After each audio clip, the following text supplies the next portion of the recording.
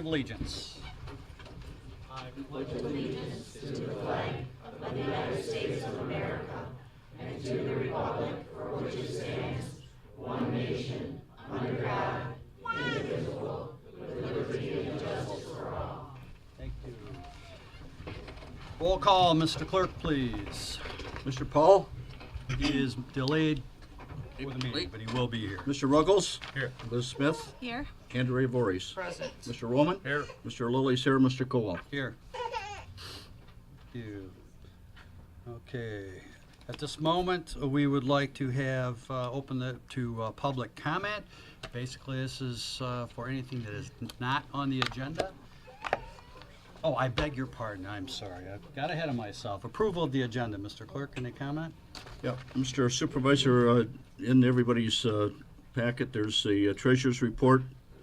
They'll be under item G, 6G, a new list of bills dated 7/18/17, and also remove from the agenda tonight item 11F. If there's no other discussion, I'll make a motion to approve the agenda as amended. We have a motion. Support. We have support by Mr. Ruggles. All in favor? Aye. Aye. It is so approved. Now we will go into item 5, which is public comment. If anyone would like to address the board with an item that is not on the agenda, you'll need to stand, state your name and address for the record, and you will have 3 minutes to do so. Okay. In 1 moment, please.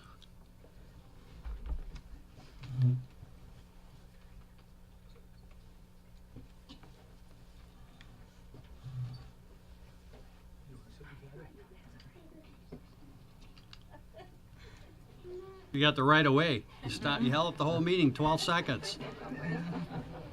Unless you got a police escort beside you. That's right, that's right. Hi, my name is Cheryl Herman, and I'm here with my husband, Scott. We reside at 5611 Teton Trail in White Lake, Michigan, Caribou Creek subdivision. The reason why I'm here today is twofold, but both relate to the role of a public servant. First, our property is located on the corner of Teton Trail and Arcadia. Arcadia is a dead-end road, and it was blocked by a metal rail. Abutting our property is property of Scott Ruggles.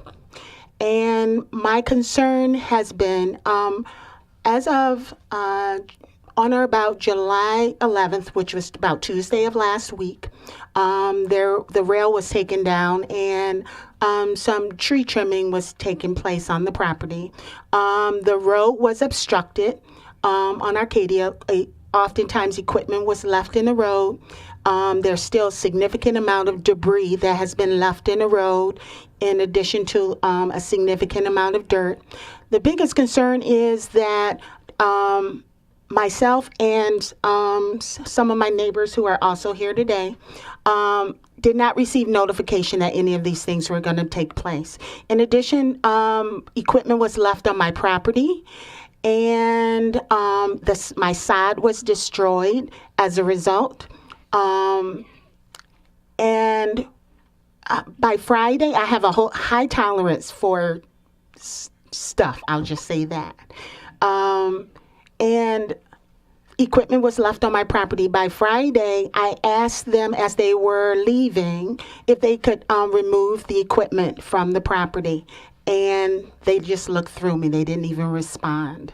And I know that Mr. Ruggles was not personally on the property, but he contracted with these individuals for the work to be done on the property. In addition to that, I had some woman who said that she owned the property and had horses travailing through my backyard, which was just an atrocity. I hold public servants to a high standard. As an attorney and as a registered nurse, no matter where I go, I hold myself to a high standard, and I would expect nothing else from the public servants that serve this community, and that includes Mr. Ruggles. I expected that someone would have been able to come to me and share with me what the plans were going to be. Instead, I had no knowledge my husband or I and many of our neighbors with regards to what was going to take place. Still at this state right now, we still have a significant amount of debris in our road. I have communicated that to the Oakland County Road Commission. Secondly, with regards to public service, I must admit that I have been somewhat concerned with regards to the standing of the Township Library. 3 minutes are up there. I'm sorry. I just wanted to let you know that I am very concerned with regards to the standing of the library, particularly because of the fact that people voted for the library, and I feel like the board is holding the library board hostage for a bond. So thank you for the time. Thank you very much. Anybody else like to speak? I'll Oh, respond to that. hold on. Yes, identify yourself, please. My name is Jackie Smirtka, and I'm the president of the Board of Directors of Faith in Action of Oakland County. I have addressed the trustees a number of years ago when we began, and what I'd like to address now is the fact that we are planning a city-by-city sweep of Oakland County to be able to circle all of the various volunteers throughout each city to be able to help and assist our seniors who are low income, particularly in the area of home repairs.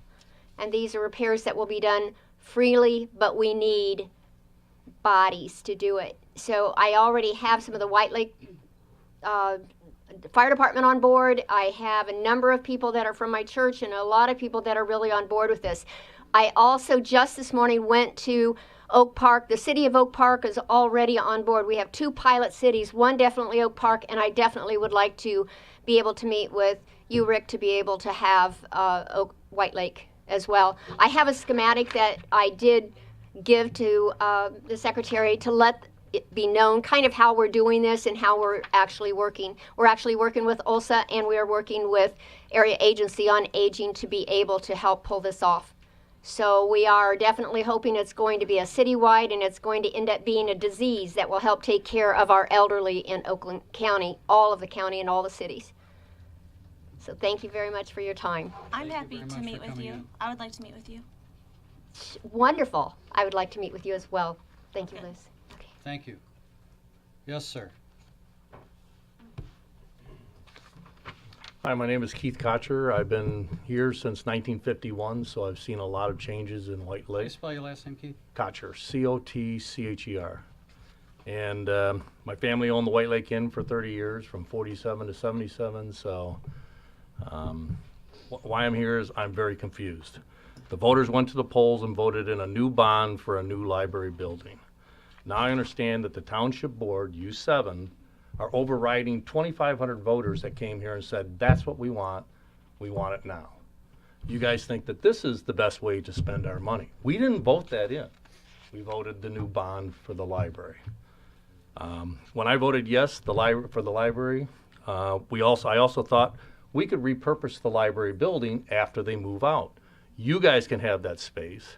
This can be repurposed and redesigned. And now you've got over 24,000 square foot to do all of this stuff.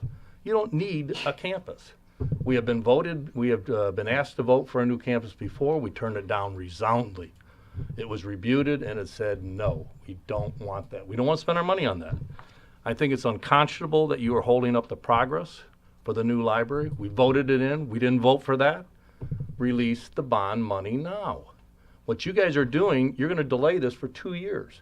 The cost of that library is going to be probably 25% more. Are you going to pay for the additional expenses for the new money? Probably not. So what I'm saying here is, in closing, we elected you to represent us. We went to vote for a yes or no. We said yes. You're holding it up. Do the job that we told you to do. Release the bond money. Thank you. Thank you very much, sir.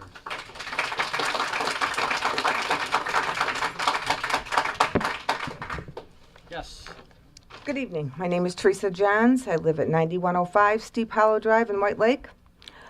Mr. Cowell, board members and trustees, my friend and I have been researching this library bond issue for the last couple months. Going to the library board meetings, researching on our own, and doing FOIAs, both of the township and the library. Just a note that the library has failed to comply with the FOIA request, so further action may be necessary.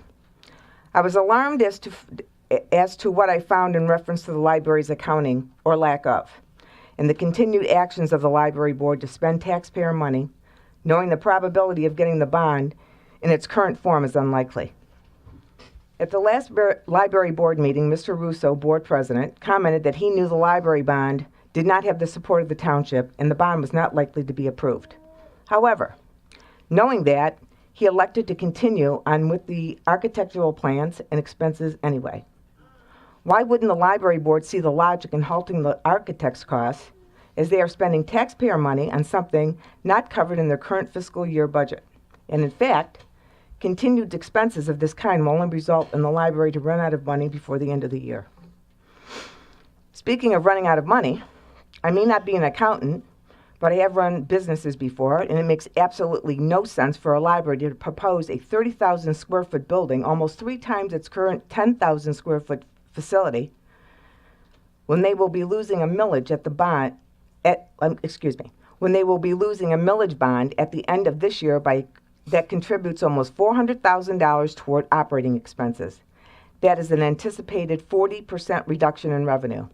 Are they planning to come back to the tax base for another bond, in addition to the $8.6 million they just got? Unless I have completely missed something here, I don't see where the shortfall is going to be made up. And matters would only be worse if the facility were larger. I appreciate for this township board in acting in its fiscal oversight role on behalf of the citizens. Although your actions may not be popular with the library enthusiasts in our township, it's more important that the financial viability of our township services be sustained and secure. I believe this township board has acted in the best interest of the citizens and the tax dollars which are paid into this community by ensuring that our tax money is being used wisely. To me and many others, we are grateful. Grateful that just because it may look good doesn't mean it's the right thing to do. In closing, I think it's a shame that the library refuses to even talk to this board and work together despite passing a board resolution saying it would. Working together will only save taxpayer millions, but in the best interest of all the township citizens and not just the library users. I thank this board for its efforts in watching out for those who you represent. Thank you. Thank you. Anyone else like to speak? Raise your hand, identify yourself. Come on up. I'm Mark DeGroff, 9776 Bonnie Briar, White Lake. 2 quick issues. 1, library. Oh, hang on, Mark. Okay.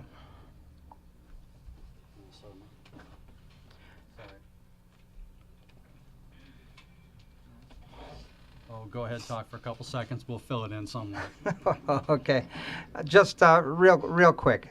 49.9% of the people voted no to a new library altogether. I think it's a great compromise to have a facility that can be used in both manners for the library as well as the township hall.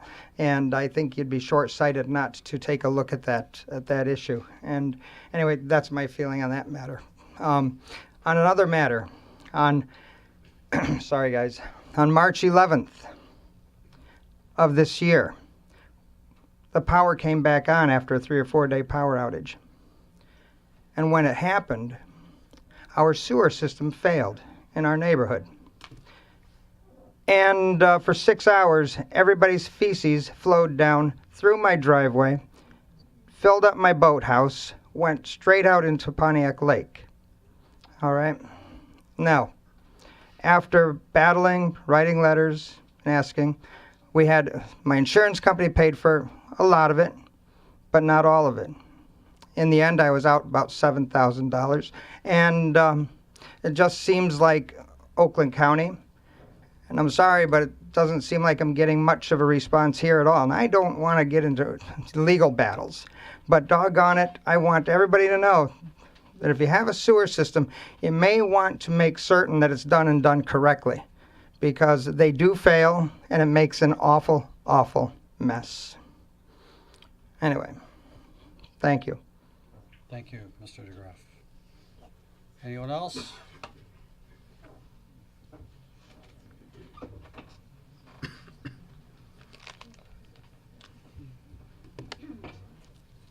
My name's Dennis Feems, and I live at 9095 Satellite in Village Acres subdivision. At the last meeting, someone said of the library board's plans for the library, it's just paper. As a historian for more than 40 years, I perhaps have a greater respect for paper. For example, marriage licenses are just paper, and they should restrain our behavior, although they don't for everyone. The township charter is just paper, and it's supposed to restrain the behavior of the township trustees and officers. The Constitution of the United States is just paper. And yet all of these govern our lives. The ballots that elected you, the ballots that passed the library, yeah, they're counted electronically, but first, they're just paper. We must have a look at the meaning behind these papers. And the papers that are behind the library represent hours, hundreds of hours of work of people filling out surveys, of George Lawson working as a library planner, of the architects, and so on and so forth. To dismiss all of this as just paper is really a travesty. There are also people who say, all I need is a cell phone. Well, or a computer. Well, for about 20% of the people in this township have neither. They need to go to the library for the public service communities. Libraries represent jobs programs. People need to apply for jobs, they need to apply for benefits, they need to apply for Michigan Works, and those who don't have the privilege of having a cell phone or a computer do it at the library. The library has a book clubs. Can you do that on a cell phone? It has children programs. There are 1,000 children in the summer reading program. I'd like to see you do that on a cell phone. They have meeting rooms for the public.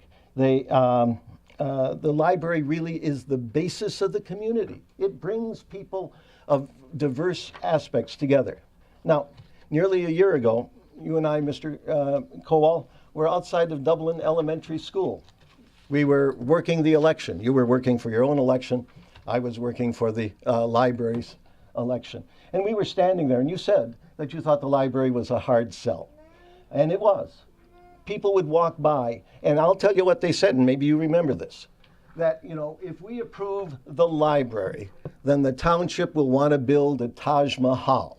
Actually, I think a Taj Mahal would be a great tourist attraction for the township, but I don't think that we're willing to spend the funds for a Taj Mahal. Yeah, it has been a hard sell, but it was sold. Does the library board have the funds without going to the voters for a new library? Do you think that those who voted against the library millage will vote for a township hall millage? And are you alienating many of the voters who voted for a township library millage in all of this action? What I would do is to ask you to please proceed with the issuance of the bond as rapidly as possible. Thank you.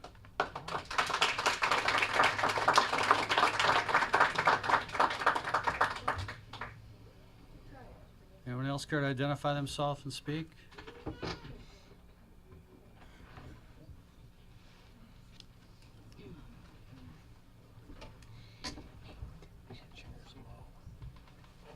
My name is Denise Harris Feems, and I also live at 9095 Satellite Drive. This September, I will have worked as a reference librarian at the White Lake Township Library for 10 years. Part of my job is to answer questions that people have every day that I work. The most frequently asked question these days that I hear is, when will we break ground for a new library? It's a question that's hard to answer. I tell people that the library is waiting for the township to issue the bonds as they voted for nearly a year ago. I tell people that the township wants the library to wait for different plans that include a township hall. The response every time is, we didn't vote for that. We voted for a new library. These library patrons, taxpayers, residents, and voters in White Lake wonder, does their vote matter? Here are some specific examples I've heard in the last month. A senior citizen came in upset after reading the Spinal Column article. She came up to the reference desk and stated to two of the librarians there, they're trying to steal our library. A retired engineer came in about a week after that, shaking his head saying, a combined building is a bad idea. Just this past Saturday when I was working, There was a woman looking for audiobooks in a series. She noticed that we had the later books in the series, but we didn't have the beginning books. I had to explain, the library doesn't have shelf space to keep an entire series of books. She then asked, when are you breaking ground on the new library? I also overheard two young moms last week talking. One mentioned that she had tried to bring her children to the library, but she couldn't find a parking place. By delaying the building that the libraries approved for, that the voters approved for last year, these children are being denied the use of a library. The only people who can wait for a library, who think it's okay to delay building the library as approved last year by the voters, are those who don't use the library. Thank you.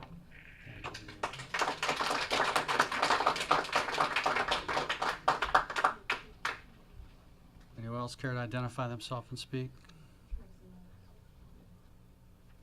Denise Stefanik?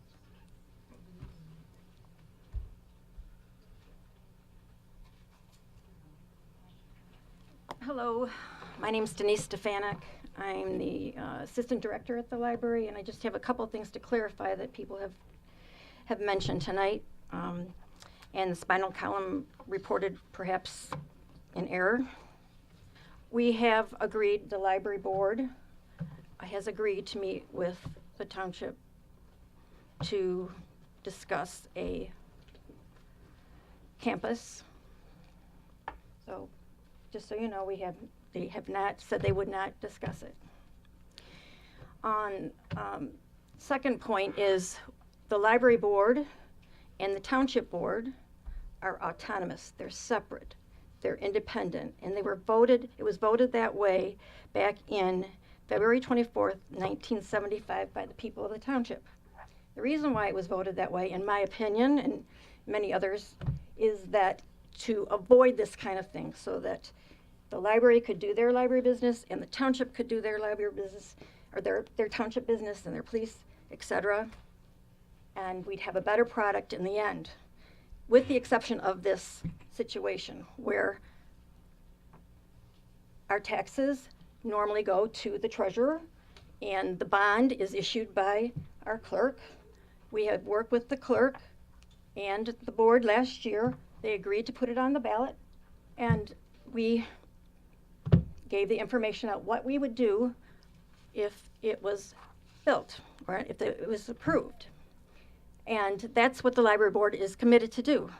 They would like to build a building that was told to the voters would be built at the location that we wanted and in the time frame. The bond money was supposed to be available July 1st. And that is something, although not in the millage language, is in the documentation that supports that percentage of millage. And Mr. Lilly has that information. I've also given it to a few other people. You have it. You know it's there. So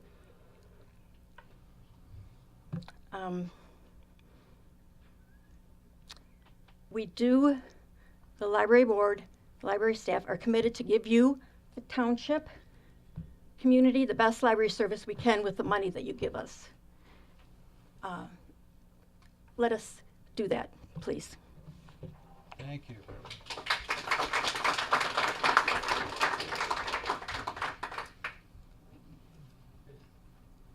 Mr. Johnson. Thomas Johnson, 9136 Buckingham. Gee, I don't think I need the mic. I have heard various information involving the library. I have also heard information that it was being cut from 32 to 22 as far as square footage went. The library is something, yes, we do need it. It does need a lot of use. If there's a way of incorporating the library with an additional, on addition to a building, and this is setting up plans so they have separate entrances, even separate parking places, increasing the parking for both involved. If they can save some money on that bondage, for one thing, they can do something that a lot of people I've talked to, and mainly seniors, because not all seniors have computers. They go to the library, and one of the things they have a problem with is trying to get on, because sometimes they wait as long as an hour.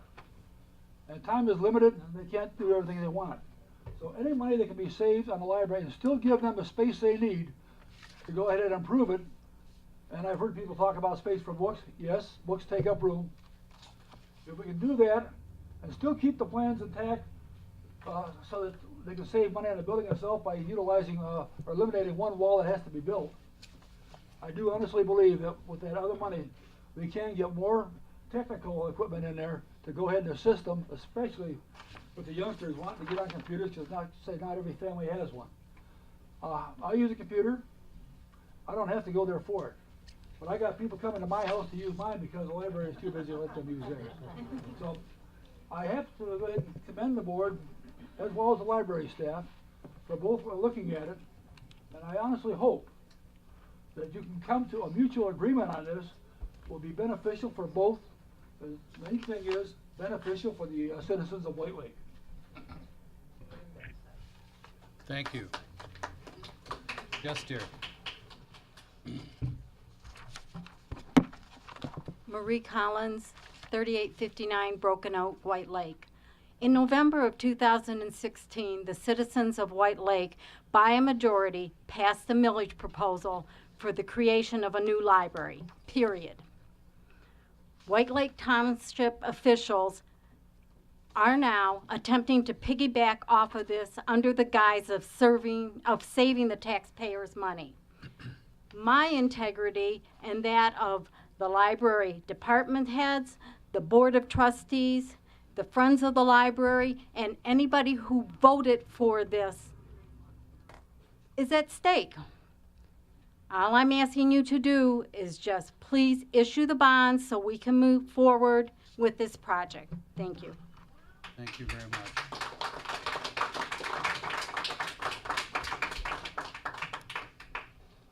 Mary Harrington, 2240 Wigan Lane, White Lake, Friends of the Library. We voted for it. It's a fact. You might get better response for your plans to have a campus over there if you fulfill your promises here. People are going to be pretty darn angry with you, especially a lot of young families. We have 1,100 kids enrolled in that summer reading program, 70 adults. If any of you use the library for computers, go downstairs and see how darn cramped that space is for the kids. The teens have a table in the corner, a bistro table, and a beanbag chair, and a few shelves of books. And we do attract teens during the summer, believe it or not. You've got a lot of people who want to help you, and we're willing to help you work on a campus idea. But first of all, give us our library, and that might spark a lot of interest in people to say, hey, that's not a bad idea, let's have a campus there. And they might be willing to support you. Otherwise, I think you're going to get a lot of negative feedback in terms of votes. And I don't want to see that happen. This is too nice a community to have this friction back and forth. It passed. It's your responsibility to issue the bonds. That's it. That's the bottom line. You'll save money on what you have to build if you don't have to take our building into consideration. You can ask for less money. So please, reconsider. For the good of this growing community, with a lot of young families moving in, we wouldn't have Kohl's, Pennies, and other businesses coming in here if they thought it wasn't a growth potential community. Do you think those young people, those young families are going to stand for this? I don't think so. So please, reconsider. Do yourselves and do the rest of us the right thing. Thank you. Thank you.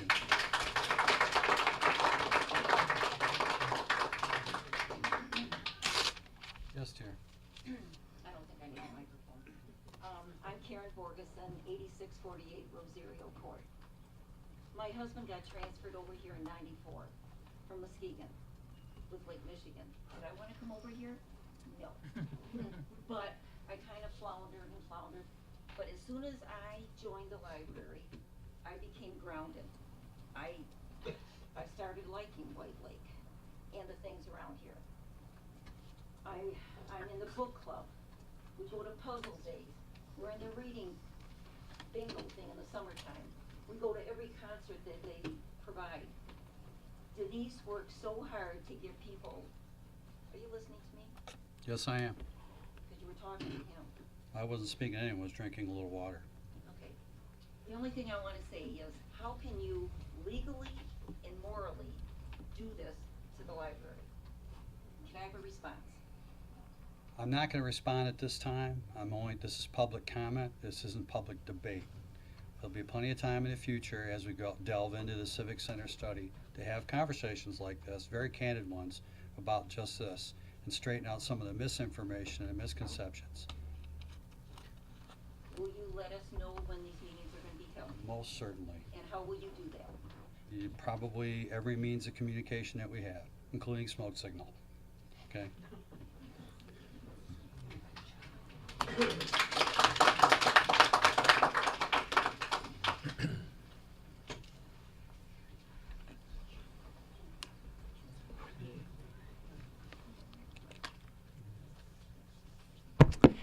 Susan Deal, 9170 Twin Lakes Drive. I don't think there's a person in this room that doesn't want a new library. I'm an avid user of the library. I've used it since I've been here since 2004. I applaud all of the library workers. They're the most fantastic group of people I've ever worked with, that has ever served me in going to the library. And I know that all the trustees are looking forward to a new library. And they won the vote. We said as citizens we want a new library, and I think we're all on board with that. And I think that the library board has, in good faith, gone forward with plans based on the information they had at the time. So what's different? Okay, the information has changed. You know, to stick to a position when you have new information is just not right. As the information changes, it's a dynamic situation, and we need to be able to change with that dynamic situation. The problem here is that you guys are sitting on information that you are unable to share with us. And we know that you have bargaining power. We know that you have assets. We know that you can finance different things. We know that you can put a package together that if we went out to the voters and said, you voted an 8.6 mil for a library, and you came back and said, we have a combined township center that we can build by selling property, selling the old building, selling assets, selling land, and the final bond to us might be 4 mils or $4 million. I don't think anyone in here is going to complain about that. But because of, confidentiality and executive meetings and plans and strategic information, you are unable to share that information with the bulk of people. And if you do the research and we start forwarding and we do all this, you can come across that information. If you delve into that, as a citizen, I got the information, you can get the information. I would hope at some point that you guys can come to a place where some of this information can be shared with the other citizens in the township.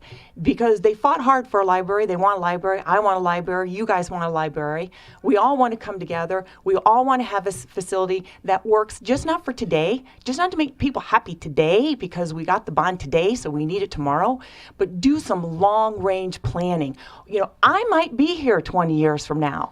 I'm not quite a senior citizen, but I am ARP. I know that this is a bond that's going to be paid over 20 years. I hope I'm still alive in 20 years because I'll be paying on the bond. But if we can just take a step backwards, regroup, take a breath, look at the dynamic situation and how it changes and how we can use this new information to make us better, that's the way to proceed. Thank you. Thank you. Anyone else? Yes, dear.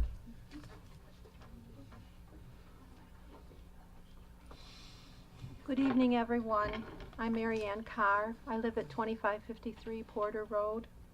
My husband and I moved to White Lake 36 years ago, and we've raised our children here. You're done. What time flies when you're having fun? Yeah. I wish. We've looked forward to being a part of building a new library here in our community. Building a new library in your community only happens once in a person's lifetime, if you're lucky. When the bond proposal passed last August, we assumed a new library would be built. We're hoping the Township Board will decide to move forward and issue the bonds that were approved by the voters like myself. We haven't been asked to vote on the plans that are behind me. We don't know when that vote might take place. Right now, to me, personally, the plans behind me are an item on a 20-year-old wish list, and with nothing definite to say when a new library would be included in that. Mr. Rick Kowal, I'm going to direct this to you, Supervisor. I watched the tapes from previous meetings, and you brought up your mother. I also knew your mother. We were neighbors. My husband helped her one snowy winter day, to get her car up the hill so she could get home safely. Yeah. But I knew her best as a library patron. She was a grand lady. She was a classy lady. She visited the library at least every other week, and she always went home with an armful of books. I have no idea how she found new material to read. She was that frequent a visitor. She was warm and friendly, outgoing, intelligent, and a role model for all of us. Not just her family, not just her children and her grandchildren, but for anyone who met her. What you might not know is that every time she visited the library, she left something behind. It wasn't her scarf, it wasn't her gloves, it was a part of herself.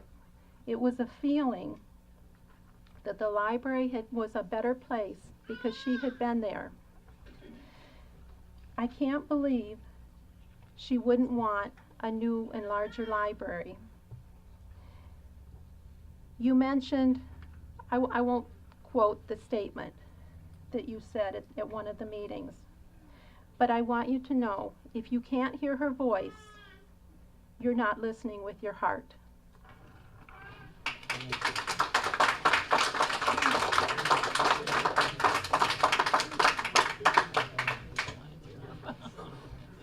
Anyone else?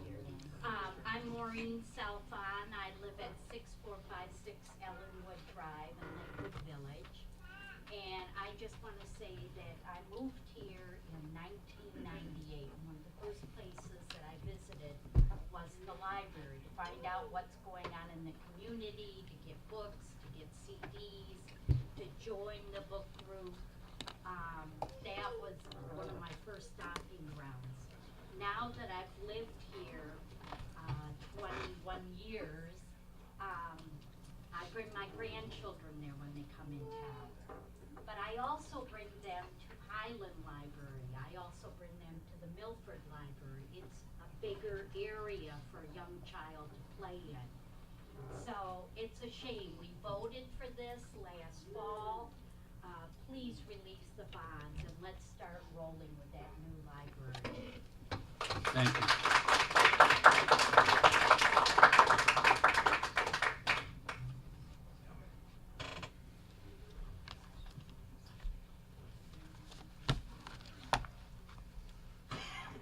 Name's Howard Carr.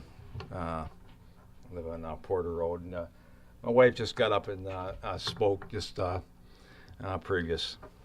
previously. We have been here for 36 years, and she has been with the library over 25 years. And during that time, she basically gave up a teaching career, to work in the library. She has been a library supervisor where she's had to cover over the years 2 or 3 different occasions till we got the current library director that we have now, and we're very fortunate to have him because Larry's been the first library director that's really put the effort in, and he's really involved in the community.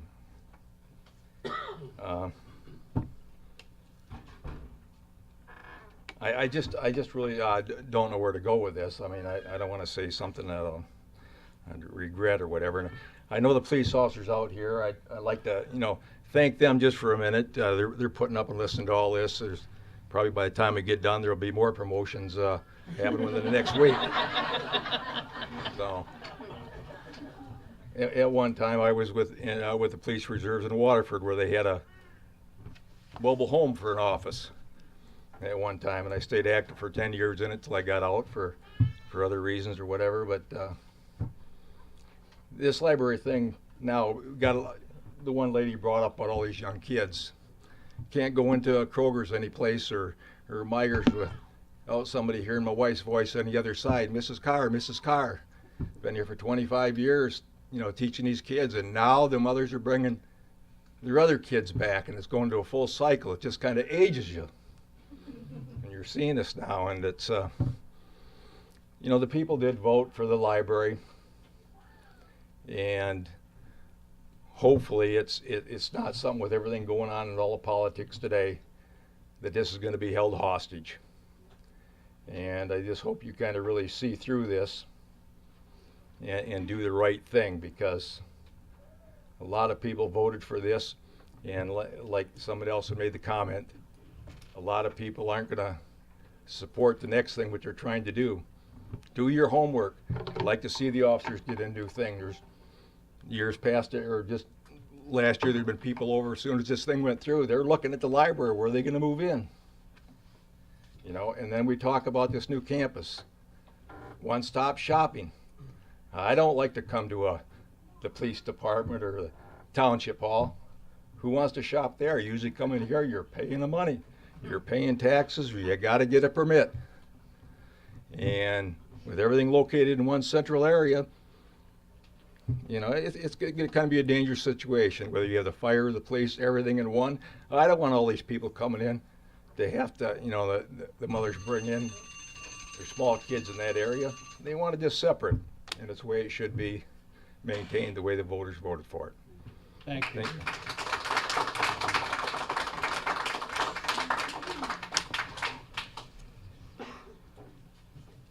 Anybody else?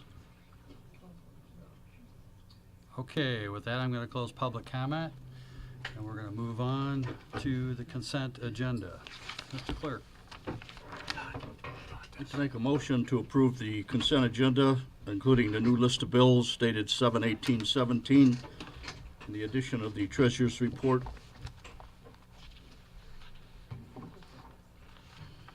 Okay, I have a motion.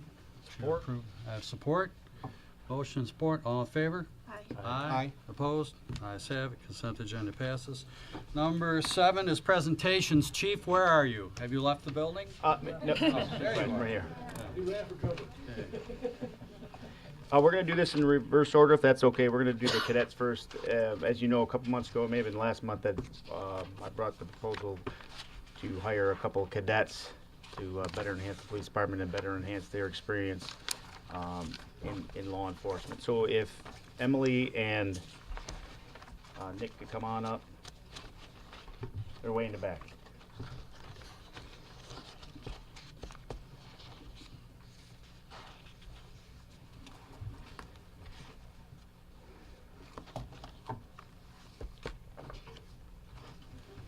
But Emily, wearing their new uniforms. This is going to be the cadet uniform. It's very, very snazzy. It's got our new patch on it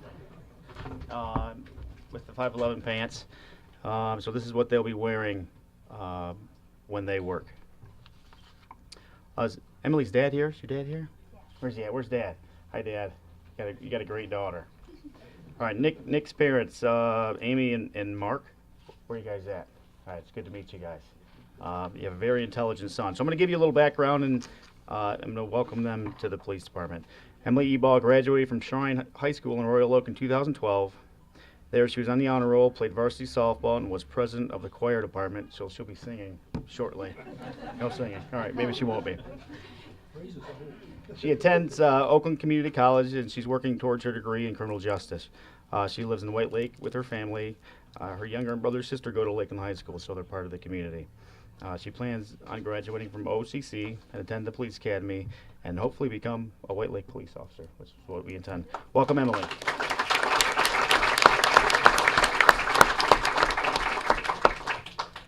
All right, Nick Johnson has 2 brothers, and his parents are here, and they live in White Lake as well. He's lived here since 2003, and he graduated from Lakeland High School.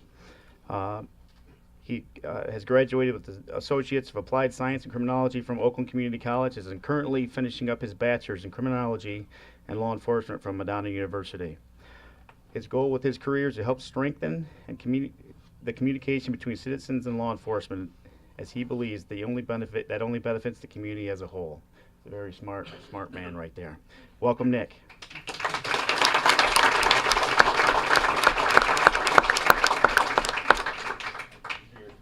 Certificates of appointment. Here's yours.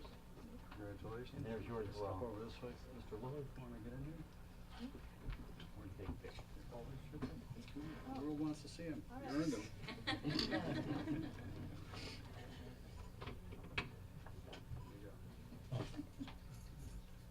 Hold on. Daddy's come up.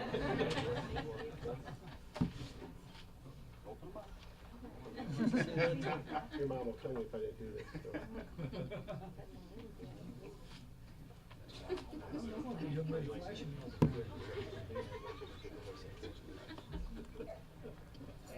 Way to go. Well, thank you very much. Hey, Nick. Congratulations. Congratulations. Yeah, congratulations. Welcome aboard.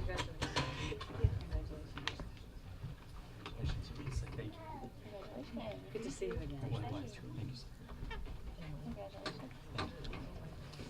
And again, hopefully in the near future, one, if not both, will be White Lake police officers, and that was the intention of the program from the beginning. Dylan, come on out. This is Dylan Matthews, everybody. Wave hi, Dylan. Dylan Matthews was born and raised in Lansing, Michigan, where he attended Everett High School, and he played on the varsity golf team. He went through the police academy at Ferris State University, where he graduated with a BS in criminal justice. Dylan is the first family member police officer in his family, so just like me as well. So we are the first generation. His hobbies include, and I'm just going to read it. He plays some sports, which is pretty cool. He collects vinyl records, and he likes playing paintball for some reason. So, his mom, is Kim here? Where's Kim at? Hi, Kim. His father, Steve, right there. All right, and his aunt and uncle, Michelle and Randy McKinstry, right there. Thanks for coming. And now swear you in. Please raise your right hand and repeat after me.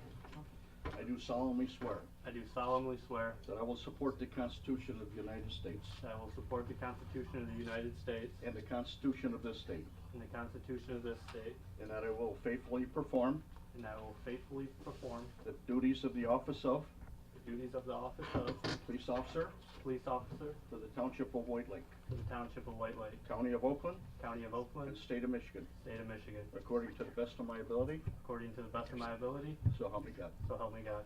Congratulations, sir. Thank you.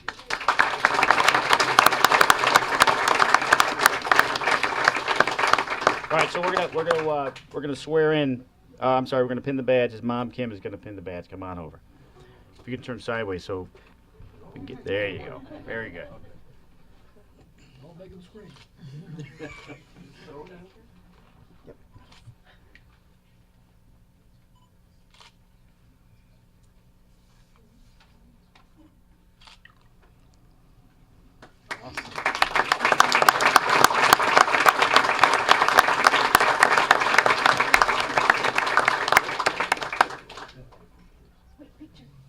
Have a picture.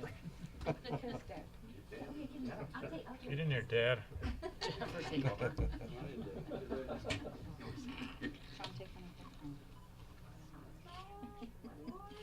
let me do one more right here.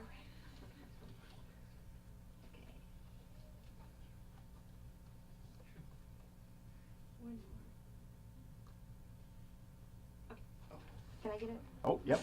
All right. Proud aunt here.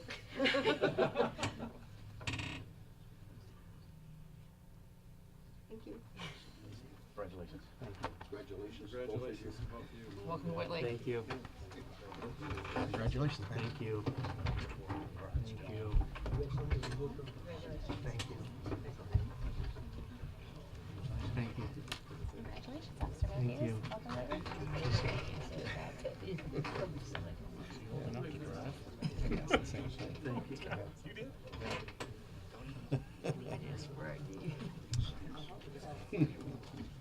Oh, absolutely.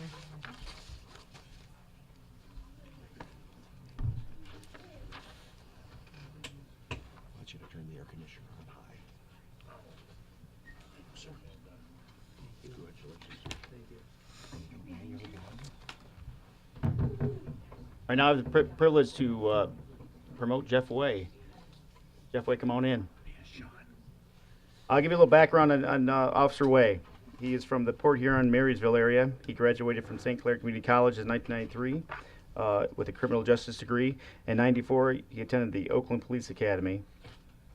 And in 1995, he started his law enforcement career in Imlay City Police Department. There, he was the BAD Award winner from 1997, 1998, and 1999. He then decided to further his academic career, and he graduated from the University of Michigan Flint with a bachelor's degree in criminal justice. In 2003, we were lucky enough to have him apply to White Lake, and where he has been a police officer since. From 2005 to 2008, he was the White Lake Township Police Dare Officer. And in 2013, he got his master's degree from Michigan State University, which is a great achievement. From 2014 to 2017, he was part of the Detective Bureau, where he was the lead investigator in many important cases. In 2016, he was a White Lake Police Officer of the Year. And since 2014, he has been an adjunct instructor in criminal justice at Baker College in Auburn Hills. Steph, where are you at? His wife is here, and his two children, Lauren and Nick. If you guys could stand up and take a bow.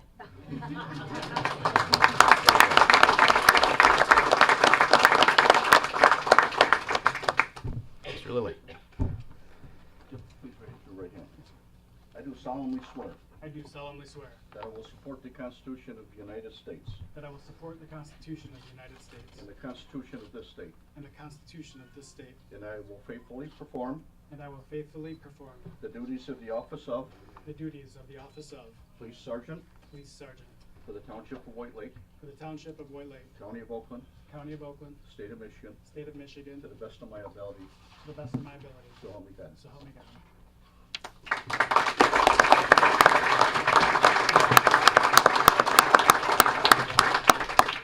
Wife Steph's going to come up and pin on the badge.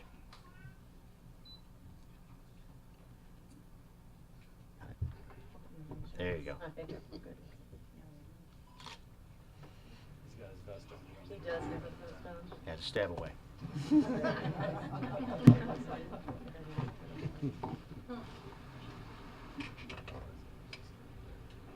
Thanks, guys. What? I can't hear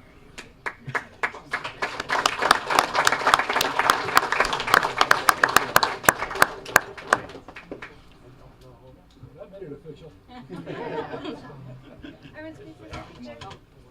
Oh, you're good. Stay there.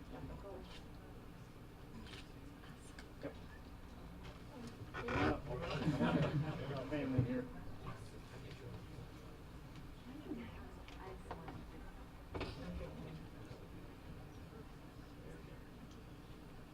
Awesome.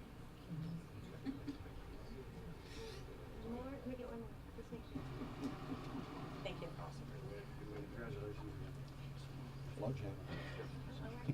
Congratulations, Sergeant Way.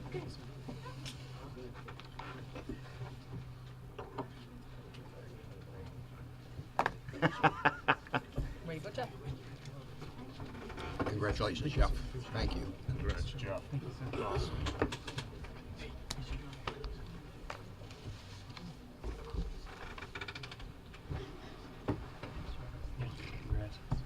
Congratulations, Sergeant Way. Well deserved.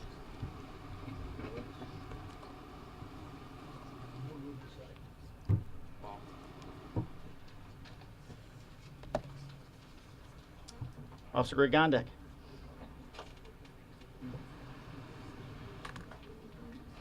All right, a little bio on Officer Gondek. He's born and raised in Dearborn Heights, Michigan. He graduated from Ferris State University in 2005 with a bachelor's degree in criminal justice. And he was hired by the White Lake Township Police Department in September of 2005. In addition to serving as a police officer, he's been on the special response team. He was in the detective bureau in 2007. He's currently a field training officer. He is a firearms instructor. He's lethal chemical and munitions instructor. He's in charge of the property room, and he is also an instructor at Mott Community College, their police academy. That's a lot of good stuff. In 2010, he was Officer of the Year. He's had 3 Meritorious Service Awards, 1 Life Saving Award, 3 Mad Lifesaver Awards, and 1 Mad Outstanding Officer Award. His wife Kara is here. Want to stand up? Say hi to everybody. All right. His son Griffin, if you didn't hear him, he was the one screaming out in the hallway if you didn't know where that was coming from. His mother-in-law Kathy is out. Oh, there's Kathy right there, and father-in-law Dave is right there. And I am proud to have him be sworn in by Mr. Lilly. Please raise your right hand and repeat after me. I do solemnly swear I do solemnly swear that I will support the Constitution of the United States that I will support the Constitution of the United States and the Constitution of this state, and the Constitution of this state. and I will faithfully perform And I will faithfully perform the duties of the office of the duties of the office of Police Sergeant Police Sergeant for the Township of White Lake, for the Township of White Lake, County of Oakland, County of Oakland, State of Michigan, State of Michigan, according to the best of my ability, according to the best of my ability. so help me God. So help me God.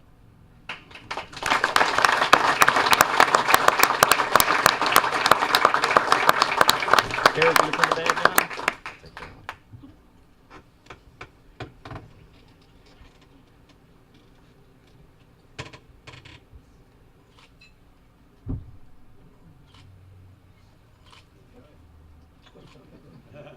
Hey, where you going? Pictures. Come on, you know you like taking pictures. I like taking them.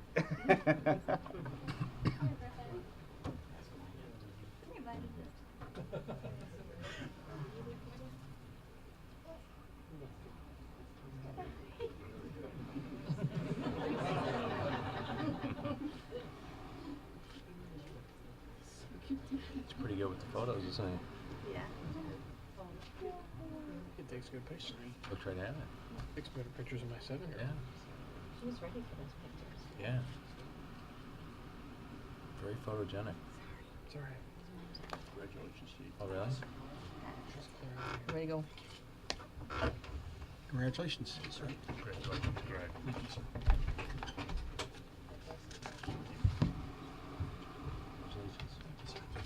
Ready for those photos, wasn't he? Always. Thank you.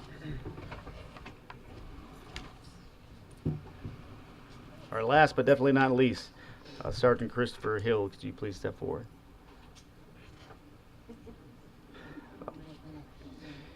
Chris was raised in Harper Woods, Michigan, where he attended Harper Woods High School and was a member of the 1986 baseball state championship team, and he graduated in 1989. He attended Wayne State University on an athletic scholarship from 1989-93 and obtained a bachelor's degree in social science and criminal justice. He attended the Macomb Police Academy and graduated in the fall of 1994, and we were lucky enough to hire him in the spring of 1995. Throughout his career, Chris has been an FTO. He's a firearms instructor. He's an evidence tech, taser instructor. He's a traffic stop instructor, and served 6 years in the Detective Bureau. He obtained 2 citations for meritorious service from White Lake Township Police Department in 2008 and the year 2000. He has served in both capacities as a patrol. He has served both the patrol and command union as president and has negotiated several contracts.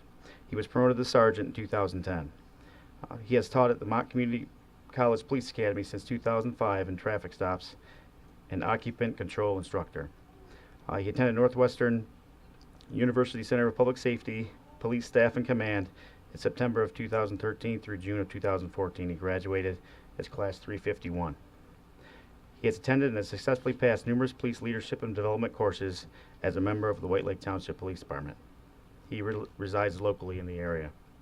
Now I want to introduce his family. His wife Deb, where are you at? Deb? Right here. Deb's right there. You got to stand up, right? Deb, you can stand up. Your children Sam, Tyler, and Jacob, go and stand up.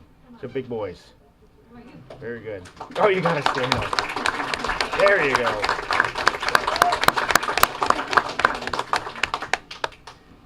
All right. Along with those, there's Jennifer Hild. who's his sister, Matt, who's his brother, and Linda is the mother-in-law. Where you guys at? They're all in a row. All right. Over there, sorry. All right, most importantly, Grandma Barb is here. Come on up. Grandma Barb is 94 years old, and she's gonna pin the badge on when we get to that point. We want to give her some time to get up there. God bless you.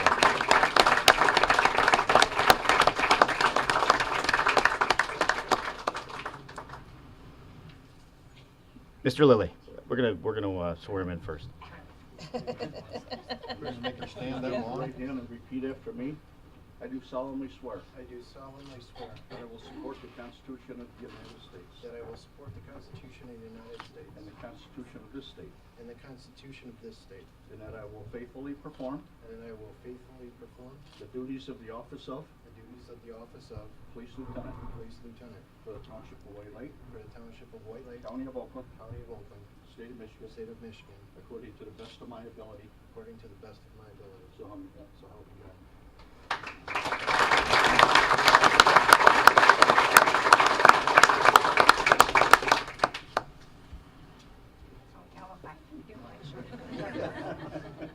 Have a way. Yeah, I agree.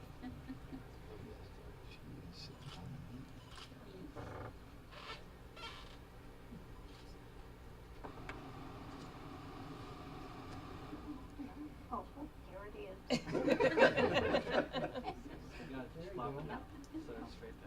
There you go. That's it.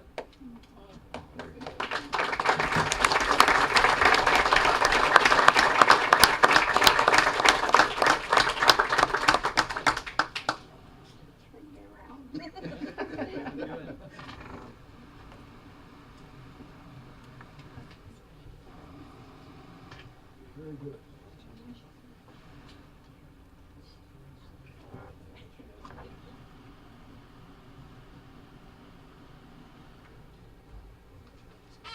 We're taking pictures.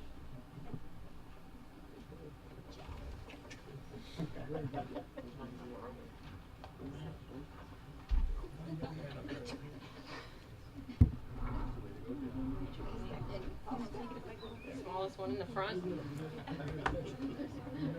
Where I'm gonna stand. They need a bigger, if you had a bigger building. Keep that thought. Yeah, I agree. All right, 1, 2, 3, smile. One more. 1, 2, 3. I gotta do another camera. Hold on. She told me to. Chris's mom. 1, 2, 3. Come on in. One more. There we go. Chris's mother. Come on, Nancy. Oh.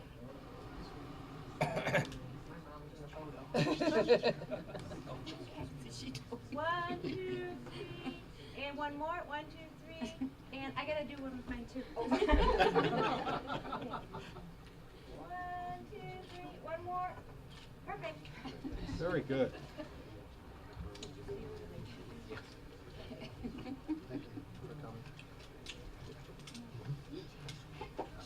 Way to go.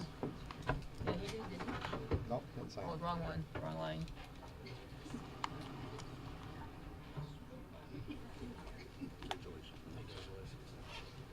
Chris, thank you. Congratulations.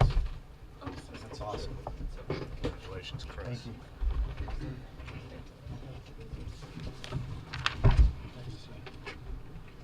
That's great stuff. In conclusion of the presentation, we'll take about a 5-minute recess here to let the family kind of filter out, and some of the other crowd members are going to do a celebration of their promotion. Thank you, Mr. Supervisor. A 5-minute recess. Here, you're not even up there. I'm waiting for my hat.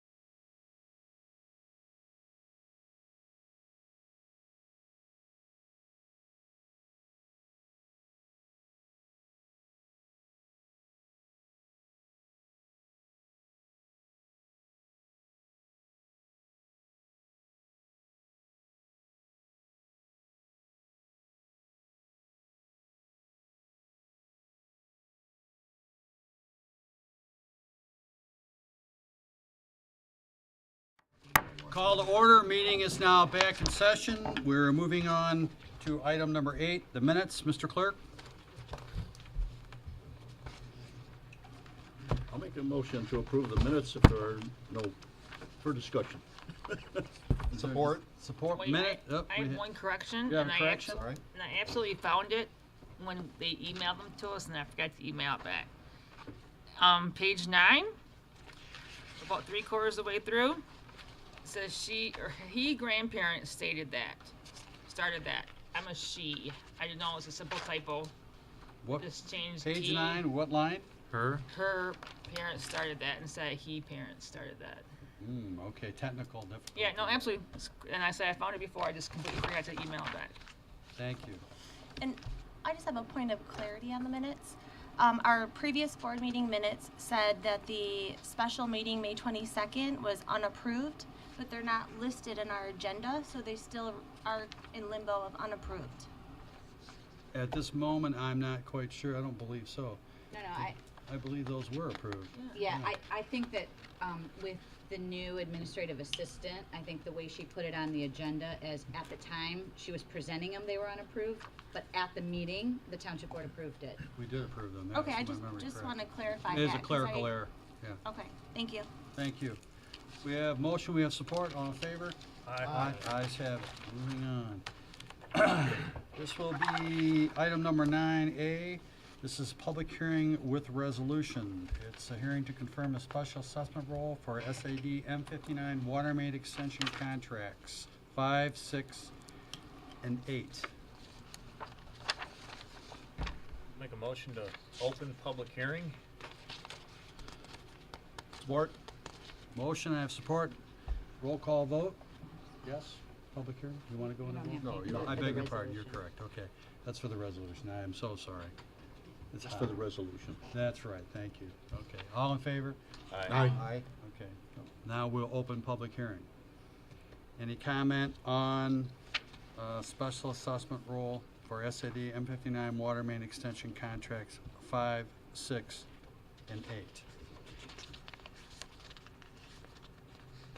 Mr. Clerk. Rick, just a clarification for everybody. This was the last remaining people of contract 5, 6, and 8 that chose to take a 10-year payoff.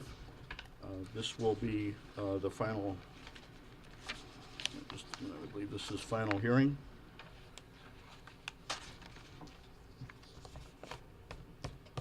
Yes, it will be final hearing on this matter. We are confirmed. We were able to clear up a lot of people that both paid in cash as well as those that chose, and I think there was only less than a handful of people that chose not to do anything. That's good. It was a Very good, successful. good move on the board's part to bring some of those to a resolution. I see no comment from the public. Get a motion to close? Motion to close public hearing. Motion? Support. I have support. Motion support. All in favor? Aye. Aye. Public hearing is closed. Moving on to the resolution number 17-026. Make a motion to approve resolution 17-026. I have a motion to approve. Looking for support. Support. I have a motion. You should probably say what the resolution is. Well, the for benefit of the resolution, public. okay, we will define that. The resolution, Mr. Clerk, if you want to explain it, basically a revolution, yeah. You can read it, just read the title. Yeah. It essentially deals with the setting up the special assessment district for that particular area, that 59 water main extension contracts 5, 6, and 8. That is what the content of that resolution is. So that will set that up. So I have motion, I have support, all in favor? Aye. Aye. Roll call. Vote. Oh, roll call vote? I'm sorry. Boy, I'm just like, it got hot in here. Okay. Scott Ruggles? Yes. Andrea Voorhees? Yes. Mike Powell? Yes. Liz Smith? Yes. Mr. Lilly votes yes. Mr. Roman? Yes. Mr. Koval? Yes. Let's have it. Okay, moving on to item 10. We have resolution 17-025, resolution to establish a special assessment district for emergency sewer connection, 2017-01. Janine, some question came to light. This is the only individual participating in this, correct? Just before, I think it was gonna be too fresh. Mhm. That was with the water coming in, the process. Okay. We're still in pushing the bad. Okay. I'm entertaining a thought that we forestall this, if possible, to see if we get another person to come in to a group in the foreseeable future in the next term. Council, opinion? Well, that's entirely within your discretion. But remember, the emergency sewer process that you established last year, or the year before, indicated that you would pass a resolution every March and every September to include all those participants who'd signed an agreement, which was to bridge the gap of the creation of the SAD. So the longer you prolong it, the longer the risk is, but it's solely within your discretion.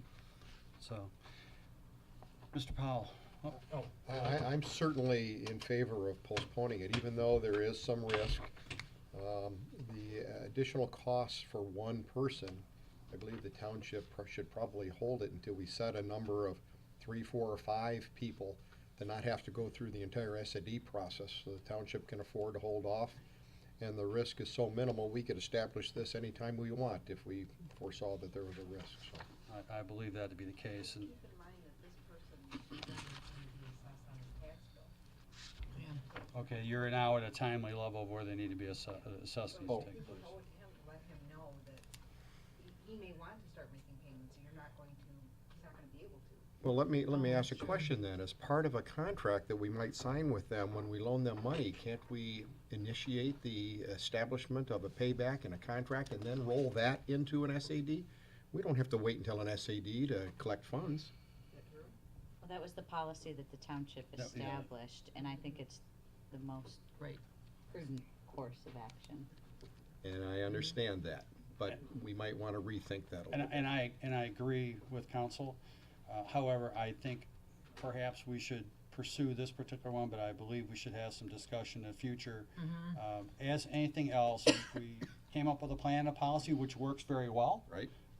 But we want to make sure it's efficient, and we will have to have bridge agreements that will expand a greater period of time and have the proper verbiage approved by council to do that. So it's something that I think we need to take a look at. So I kind of will withdraw my thought processes, and I'll refocus some to look at this, to review this. But in the meantime, we have this particular SAD to move forward. So anybody care to make a motion or I just comment, have- Mr.? I have one quick, what's the latest, it has to be done this month?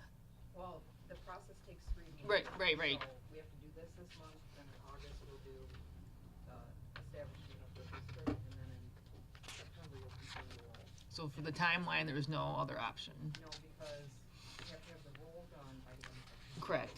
All rolls that will go on Mhm. December bill. Okay, no, you're good, I knew there was a timeline, okay. Yeah, I think when Mr. we Rowan. came up with this idea for the emergency sewer program, and it is a great program, and it was needed. I don't think we ever thought we'd only be getting one hookup in a 6-month period. All of last year, we had 2 of Yeah, which, I mean, that's great for our residents. But I'm with you, Rick. If, let's go ahead with this one and then look at revising the bridge agreement so that we, in the future, as you mentioned, Mike, we can, wait on the SAD until we get X number of participants. Or only do one a year and whoever's in it. Yep. Okay. An annual They were popping up so frequently Yes, back they when this are. policy was started that a lot of residential structures were failing. And so that was something that the township decided was a good idea at the time.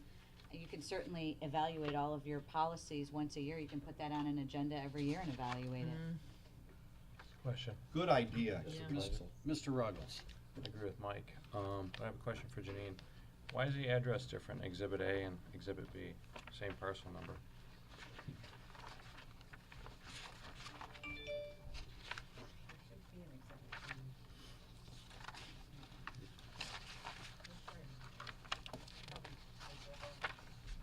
Or the taxes go to one and the property's at another. Is that how it works?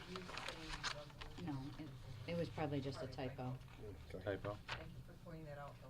Oh, I This, just didn't this is understand the it. notice that's going to be published, so there's plenty of time to fix that. It's a good catch. Very good, okay. So, we're looking for a motion here. We open and close public hearing? We did close it, yeah. We were in conversation, so we have, that resolution sitting out there, 17-025. Yeah, do we, I don't think we need do we need a public hearing for this? We did it already. You will Oh, at the next at the next stage. Yeah. Exhibit B to the resolution is the notice that's gonna be publishing, scheduling it for the next meeting. This is just the intention. This is just the first step in the motion. process. Sorry. Yes, So I'll make the pa- motion. To pass this resolution. I'll make a motion to approve Resolution 17025 with the next hearing to be held on August 15th, 2017. Have a motion, looking for support. Support.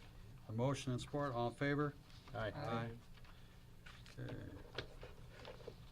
Item 10B, which is a resolution number 17-027, a resolution of dismissal in matter of White Lake Township versus Dunlap and Ciramito. I don't know if I said that right, I beg your pardon. Counsel?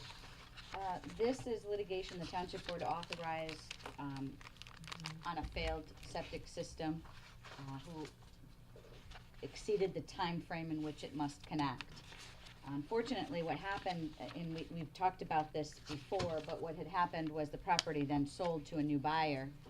The new buyer was never added to the litigation because he was moving forward with connection. To my understanding, at this point, he has paid for the design. The design has been prepared, cost estimates have been prepared. He paid the entire cost estimate for the installation of the system, and the system has been ordered.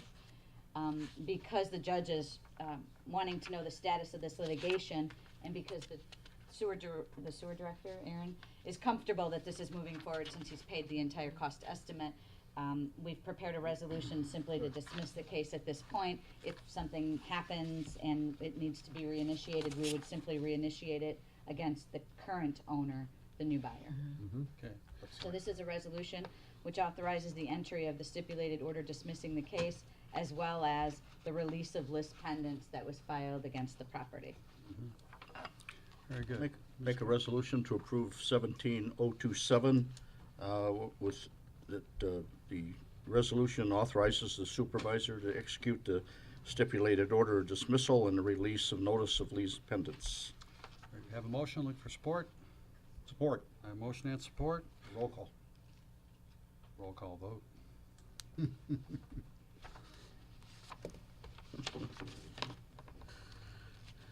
Andrea Voorhees, Yes. Mike Powell, Yes. Scott Ruggles, Yes. Liz Smith, Yes. Mr. Roman, Yes. Mr. Lilly votes yes, Mr. Colwell. Yes. Very good. Okay, item 11, new business. Clerk 2 job description. Mr. Rowley?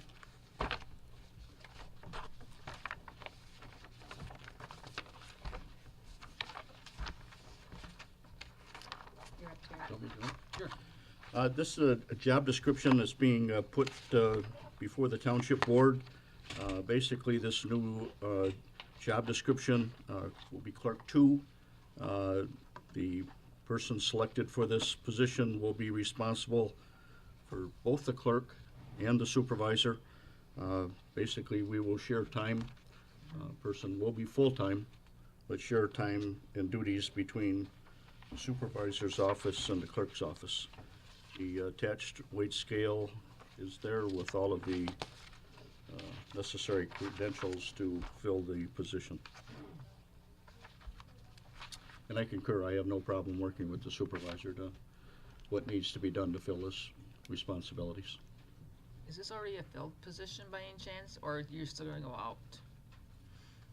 We have a part-time person who is That's what I thought. sort of filling the shoes, but we need to create the position and go through the process. Okay. And it is a position that seems to be working out actually quite well. It allows some flexibility, and I think in the long run, it actually saves the township some money because we don't have to have two separate people. Absolutely. And it'll allow the time that when the clerk's office is very busy during voting and voting registration times, allow them a little more float time. And then with our project of our Laserfish, which we're trying to go electronic with all our files, that is extremely time consuming. Although in the end it will be a great thing, but it is going to take some period of time to do that, and also on a continuing basis that process. And a number of other tasks will help serve the township well, I believe. And then, so this also helps your office, because your office will no longer be dark, other than like odd circumstances. Correct. You got it. So.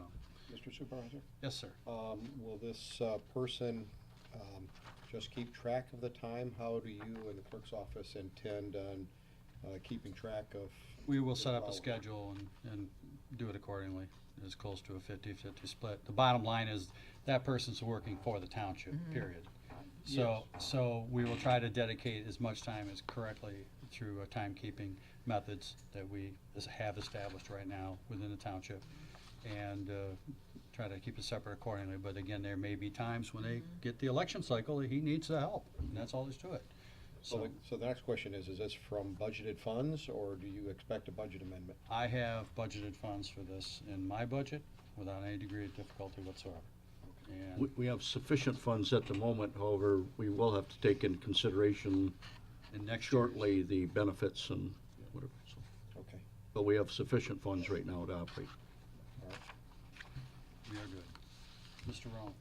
I'm glad to see that you guys are moving forward with this, because you know, I see Rick in your office. You've got Trish now.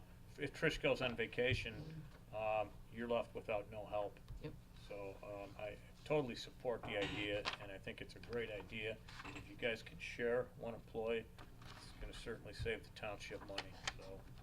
I think as Rick mentioned, the big advantage for our office is the fact that she will be dedicating, whether she's in the clerk's office or the supervisor, working on the Laserfish and getting those documents into the system. So whether she's in Rick's office or ours, we can continue that process, getting those documents in. So to me, it works great. Yeah, it's definitely something we need to do. And it would be great if this person could at least be somewhat expertise enough to reduce some of the overtime in your office during election times. Okay. I'll make a motion to approve the job title as well as the wage scale for the clerk 2 position. Okay, I have a motion, looking for support. Support. I have support from Andy Voorhees. All in favor? Aye. Thank you very much.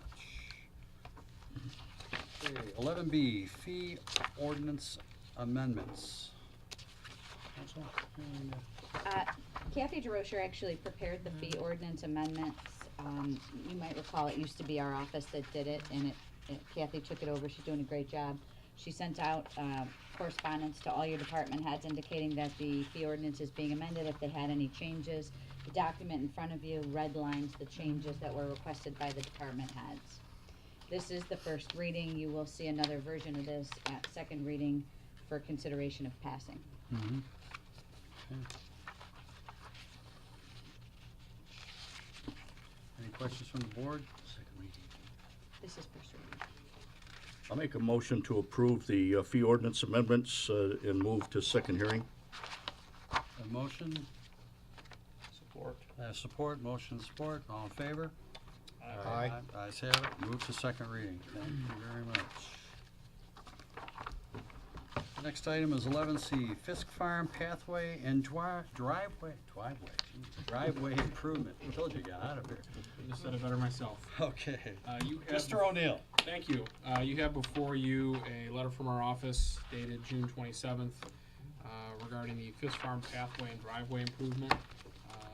What this is a proposal from Johnson & Anderson to do the design pathway along Fisk Road adjacent to the Fisk Farm, as well as along the White Lake Family Medicine property, which is the doctor's office at the corner, the northeast corner, and then carry that pathway around to the east and connect it to where Applebee's would be and kind of close that loop.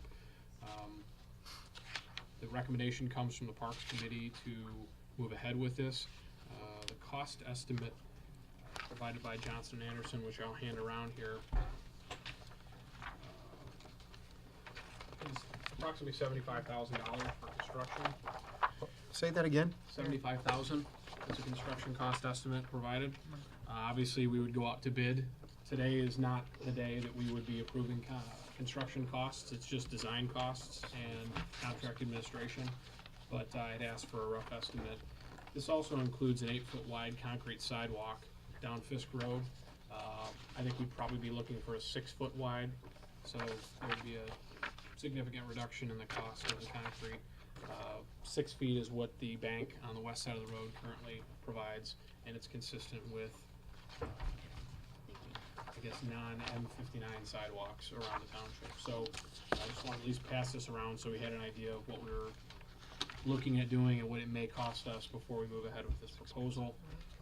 Again, the Parks and Rec Committee recommends that we enter into an agreement with Johnson & Anderson for costs not to exceed $9,000 for the design and contract administration, including pulling permits. And this is again for about 1,000 feet of pathway/sidewalk. You'll see in the proposal it does not include some of the work along M59. I think there was some confusion, but we got clarification from Johnson & Anderson today that they would also include that M59 frontage for the same $9,000 cost. So that was good news. Why would they ask for 8-foot wide sidewalk? Any reason for that? I don't know that they asked for it. I think when I asked Mike today to very quickly put a cost estimate together because I noticed we did not have one and I anticipated someone would ask how much we thought it would cost. And actually had Mr. Roman and I had a conversation about it today as well. And so he literally roughed this up very quickly this afternoon, which I appreciated. So I think he took the 8-foot number, which is the M59, generally the M59 required width, and just applied it to the sidewalk. So you could probably take 25% off the $30,000 cost. I mean, that's pretty rough. But well, Mr. Bramer is here. He may be able to comment on that. If I may, I think Mike Lifkin, when he put it together, most of the sidewalks we've been bidding recently in West Bloomfield were 8-foot. And I'm pretty sure that's why he used that to put together this cost estimate.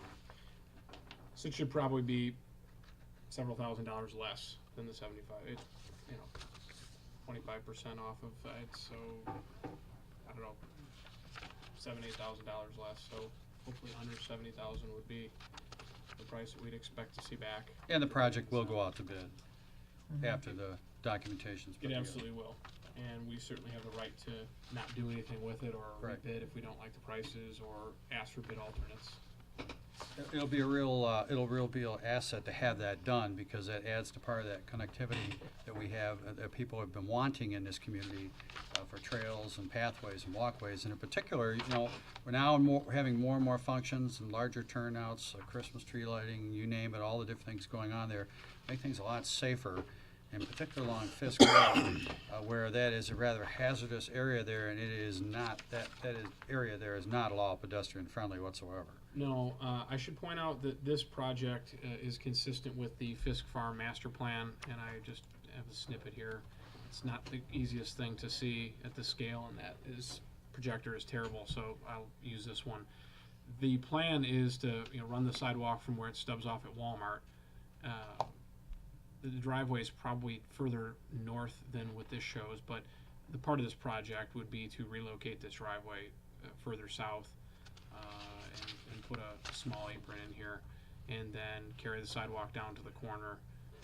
Obviously, the corner is off of the Fisk Farm sketch here, but you can see the sidewalk here. And I think the plan is, with the Historical Society's assistance, is to move that fence, or replace the fence with something a little nicer than the 4-foot rusted chain link fence that's out there now, something more historically accurate. And so again, this is, I guess, a step toward implementing some of the master plan goals to put a new fence up. And I don't know, maybe Andrea can speak to this, and I don't want to put you on the spot, but I guess I just did as far as what the process is with the fence. I actually missed the last meeting and I'm not current. If I can rely on some of the Historical Society people that are in here for support. Can you, And I guess I should say we have Yeah. time. We're just doing some design, know, so we I have some haven't been time to active figure this lately, out, so. but. Primarily tonight, what Sean is I didn't recognize that voice. How you doing? presenting Mr. Gregg is the design Baroni. cost for the project for the sidewalk and the driveway. Mm-hmm. Fence, we will talk about at a later date. Right. I thought it was important just to know that this is not just something that they came up with. This is something that they've worked, the Parks and Rec Committee Part of and the this plan. Historical Society have worked on, and is just an implementation step. Mr. Roman? Sean, if you can you, so the residents understand, just point out where M59 is? Actually, I real think I quick. have an aerial. Okay, let me back up. This is kind of out of range here. There, this is all right. Here is the Fisk Farm. Here is a medical office. Here is Fisk Road, where about 800 feet of that sidewalk that's proposed would be constructed. Here's M59, and so you can see there's a little bit of sidewalk in at the corner. This is the expensive part, where there's crossings involved. So that's already been done by MDOT. So we'd be extending and closing this gap right here across this driveway to the Applebee's pathway, which actually will provide a linkage all the way from basically the Salvation Army down to east of Lowe's, Right. which, if you remember, a couple of years ago, we spent significant funds to kind of bridge that gap. So we're filling in these missing teeth, I'm going to say, along M59 to make it more traversable by pedestrians, or for pedestrians and bicyclists. So you can see there's a stub here at the north end at Walmart here too. So there's just nothing here. So all the folks that want to walk down Fisk Road, and there are a lot of people that live there. And it's a hazardous area. It is. Without There's a a- sidewalk. We've all experienced that. And there's a ditch. This will go on the east side of the ditch, closer to the farm. And as Greg mentioned, this is just the design phase, and then we'll be looking at the fence and some other things while we're planning on, or while we're Time getting and money construction- allows. right, as we get construction kind of squared away. Question for Sean and Lisa. I think you mentioned that it's your thought you need permission still from the owner of the medical building? I don't know. There's a possibility that this work could be done within the MDOT and the RCOC rights-of-way. That's something I don't know, and that would be something that we would try to, we'd have to address that during the design phase, I believe. Do we want to approach him first and see if he's on board before we go ahead and spend the design money, Sean? We certainly can. I guess the question would be if J&A feels that they have a pretty high degree of comfort that this will be able to fall within the rights-of-way and we will not need the permission, then I think it's still important that we speak with the owner. But until we have a go project, I mean, I guess if you'd like us to, we can certainly call him tomorrow. We can approach him. Yeah, I mean, I would certainly approach him before we spend the money on it. Mr. Lilly? Rick, I'm ready to, I'm willing to pass the portion of the contract for J&A up to $9,000, but I would like to see the sidewalk included, at least nothing else with the approach, driveway approach and whatever, and any other items that Parks and Recreation and Historical Society combined would like to make an improvements. I know we're going to be in need of some money shortly, and these are going to add up. So I'd really like to see a priority of spending. I think even the next item is Parks and Recreation money as well. So I'm willing to make a motion to accept J&A's contract not to exceed $9,000. But the only item to be passed this evening. One moment. Okay. Support that for discussion. Motion and support for discussion, okay. We have some discussion here. What was your question? Identify yourself.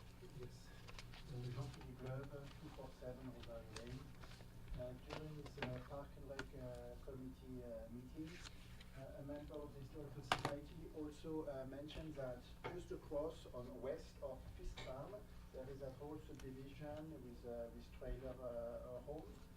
And this definitely a possibility if that needs to have a crossing, because right right now, they're kind of cut off with that dangerous road, this farm. And so we were talking about that we should plan to have some kind of a crossing made either directly between Walmart and then the sidewalk, or have a connection going south toward M59 or some kind of, to make it accessible. Otherwise, everyone can go to the fish farm and they're still kind of fenced off by traffic. I don't know if that's part of the architectural plan of what the company will study, but that's why I detailed items to really benefit the people of the closest of having this connection. Okay, thank you. Appreciate that. Okay. One thing to comment on that, they could certainly walk down the west side of Fisk Road and cross at M59, because there's already a crossing there and a light. There's only grass. There's what? There's only grass. There is no sidewalk. No, it appears on our aerial that there's a sidewalk there, so that may or may not be. There's a partial only at the bank. Okay. So the place where they would want to cross the most is undoubtedly over at Walmart, and that's where the crossing ought to be, at their entrance instead of paid for by the township, let's put it that way. I guess I had a question of Sean. And it might have been addressed actually by us not even approaching him for easements.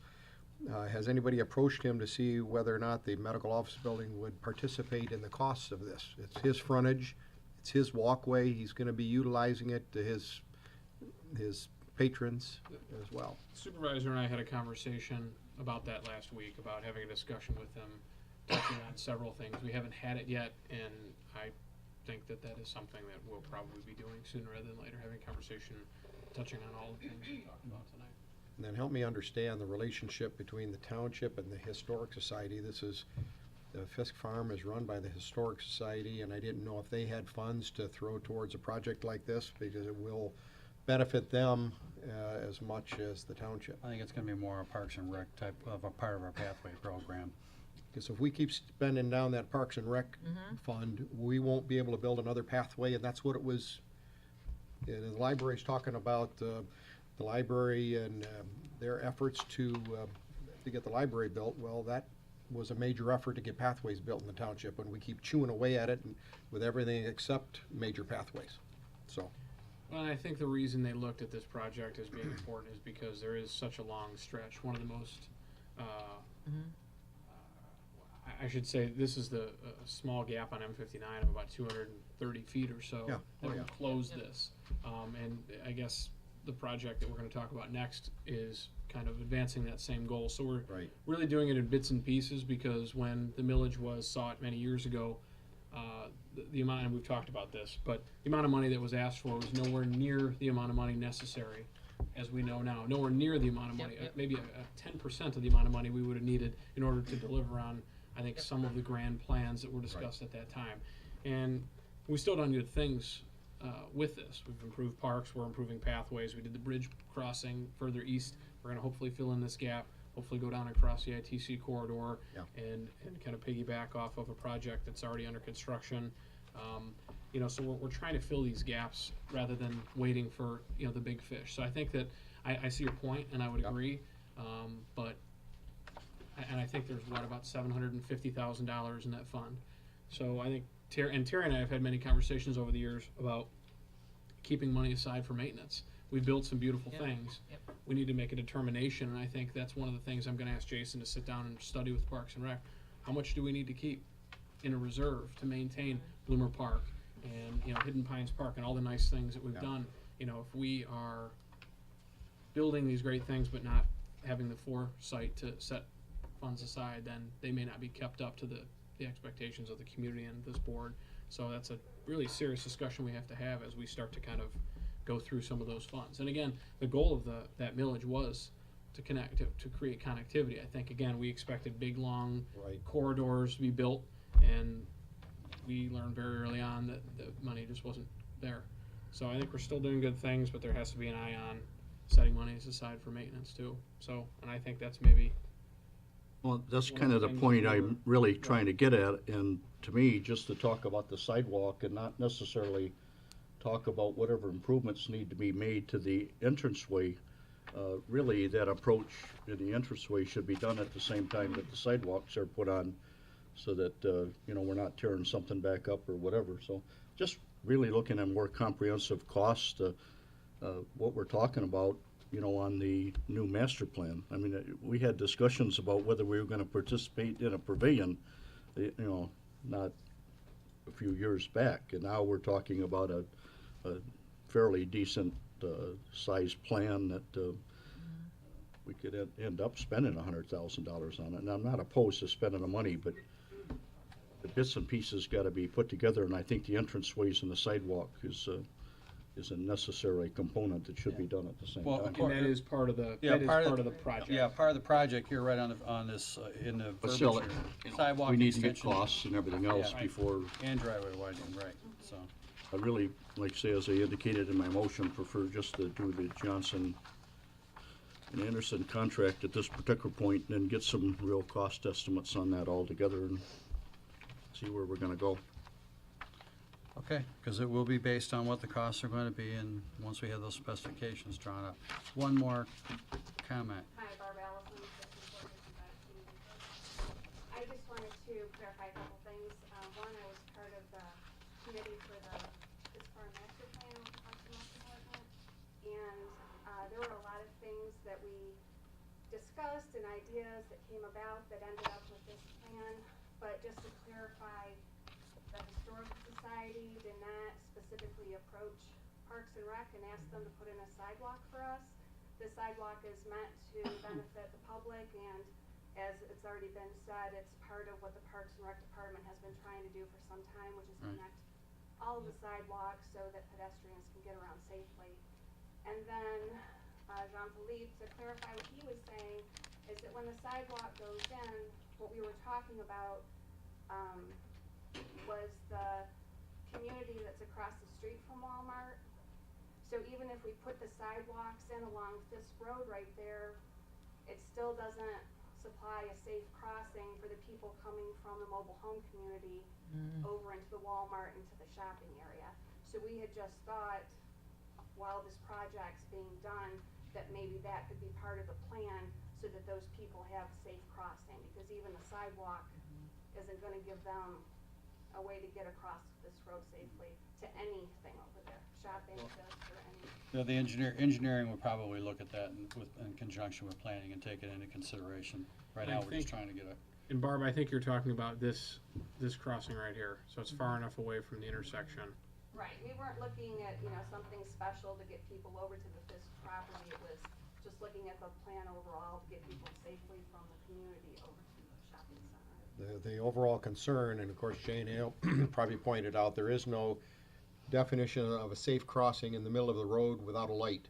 And so to just have a line across the street doesn't protect anyone. And so that gets very, very complicated to protect people crossing there, so.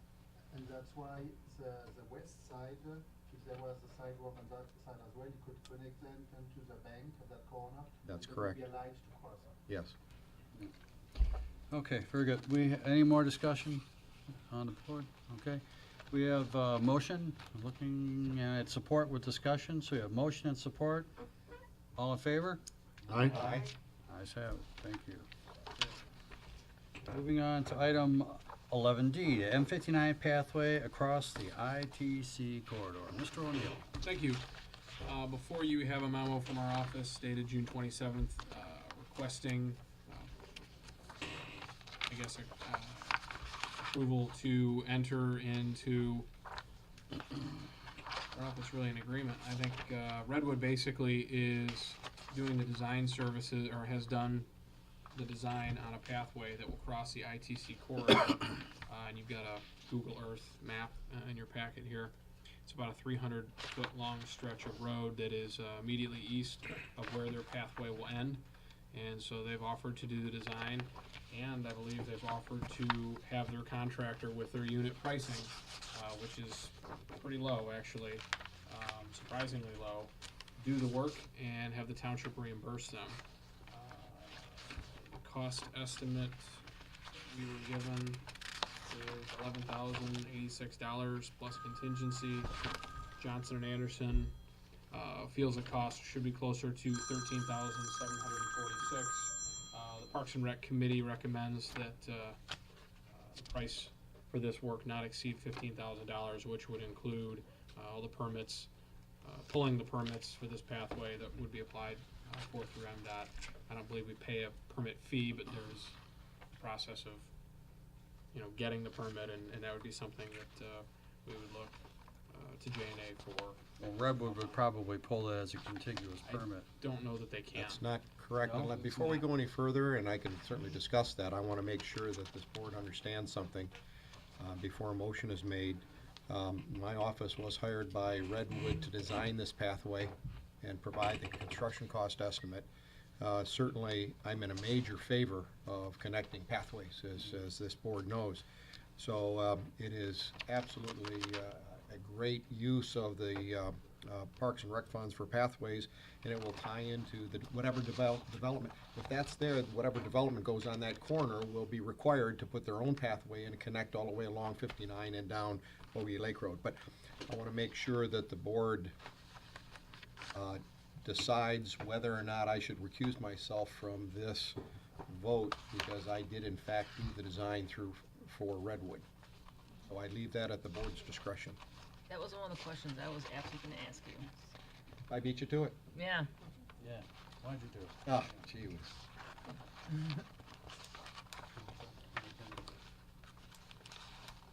Well, it seems there's a financial interest, so it's probably err on, Err on caution. I would I would err on caution. Obviously, we were paid, it's already been done, so there's no financial interest anymore. You were already paid. I've already been paid.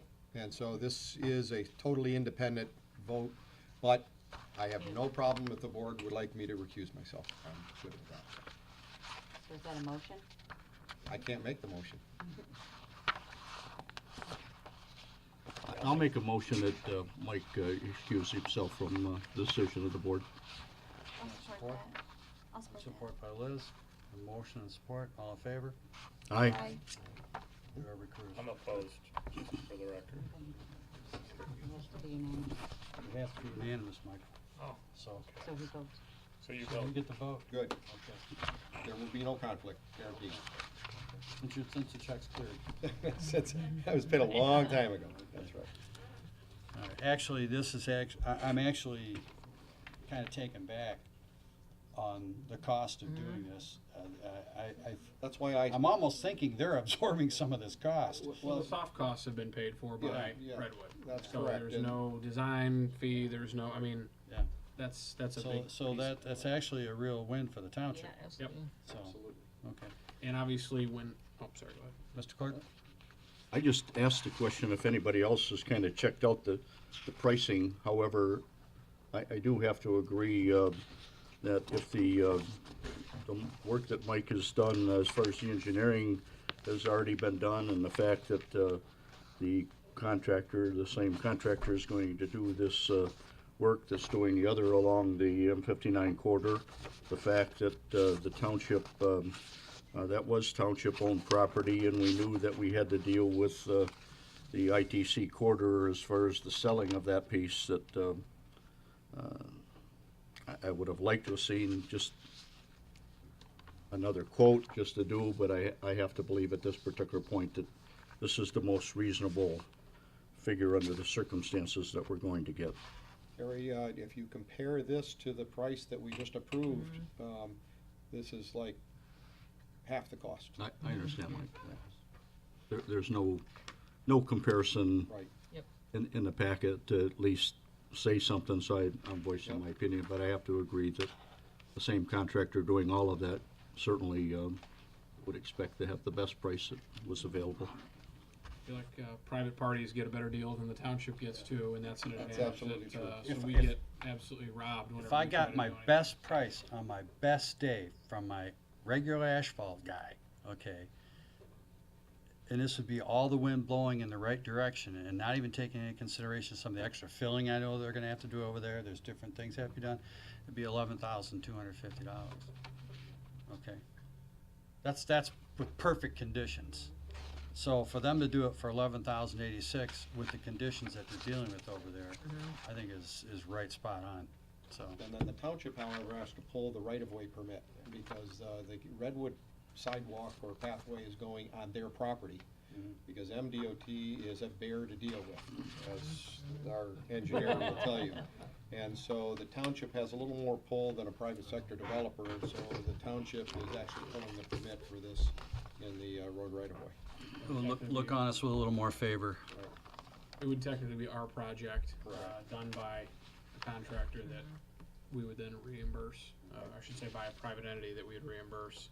One real quick question back Are here. you discussing that big new development, that residential? Correct, Redwood Development, correct.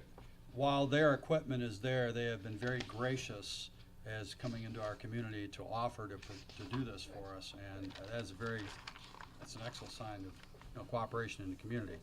And like I said, based on my construction numbers, on the best day, the best conditions, and I know what they're dealing with over there, it's a lot more. I think this is a more than fair price. So I'm very, very comfortable with it myself. Basically, behind you, just so everyone can see, I'll zoom in, because they don't have what you have in your packet. This mouse is just a little too far away to be working well. This is owned by a private party who are actually hoping will be coming in here very shortly to meet and discuss plans for development for this corner. They'll be required to put their pathway along M59 and then down Bogey Lake Road across their frontage. What we're proposing to do, and this is the ITC corridor crossing north and south across 59. There's about a 300-foot stretch right here that is in a no man's land. So it's not, this pathway will be within the MDOT right of way, so we won't have to deal with ITC, who, if MDOT's a bear, I'm not sure how you describe ITC, but something different world. Difficult and more vicious. Grizzly. But no, actually, it's just, obviously they have their standards that have to be met, but we don't have to worry about that. We're gonna work with MDOT and move to connect both sides of this corridor to one another, hopefully someday soon. Very good. Yes. Has anyone made a motion yet on this? Well, Okay, I'll put this in the form of a motion to approve up to $15,000 for the permits and the cost of the pathway across the ITC corridor.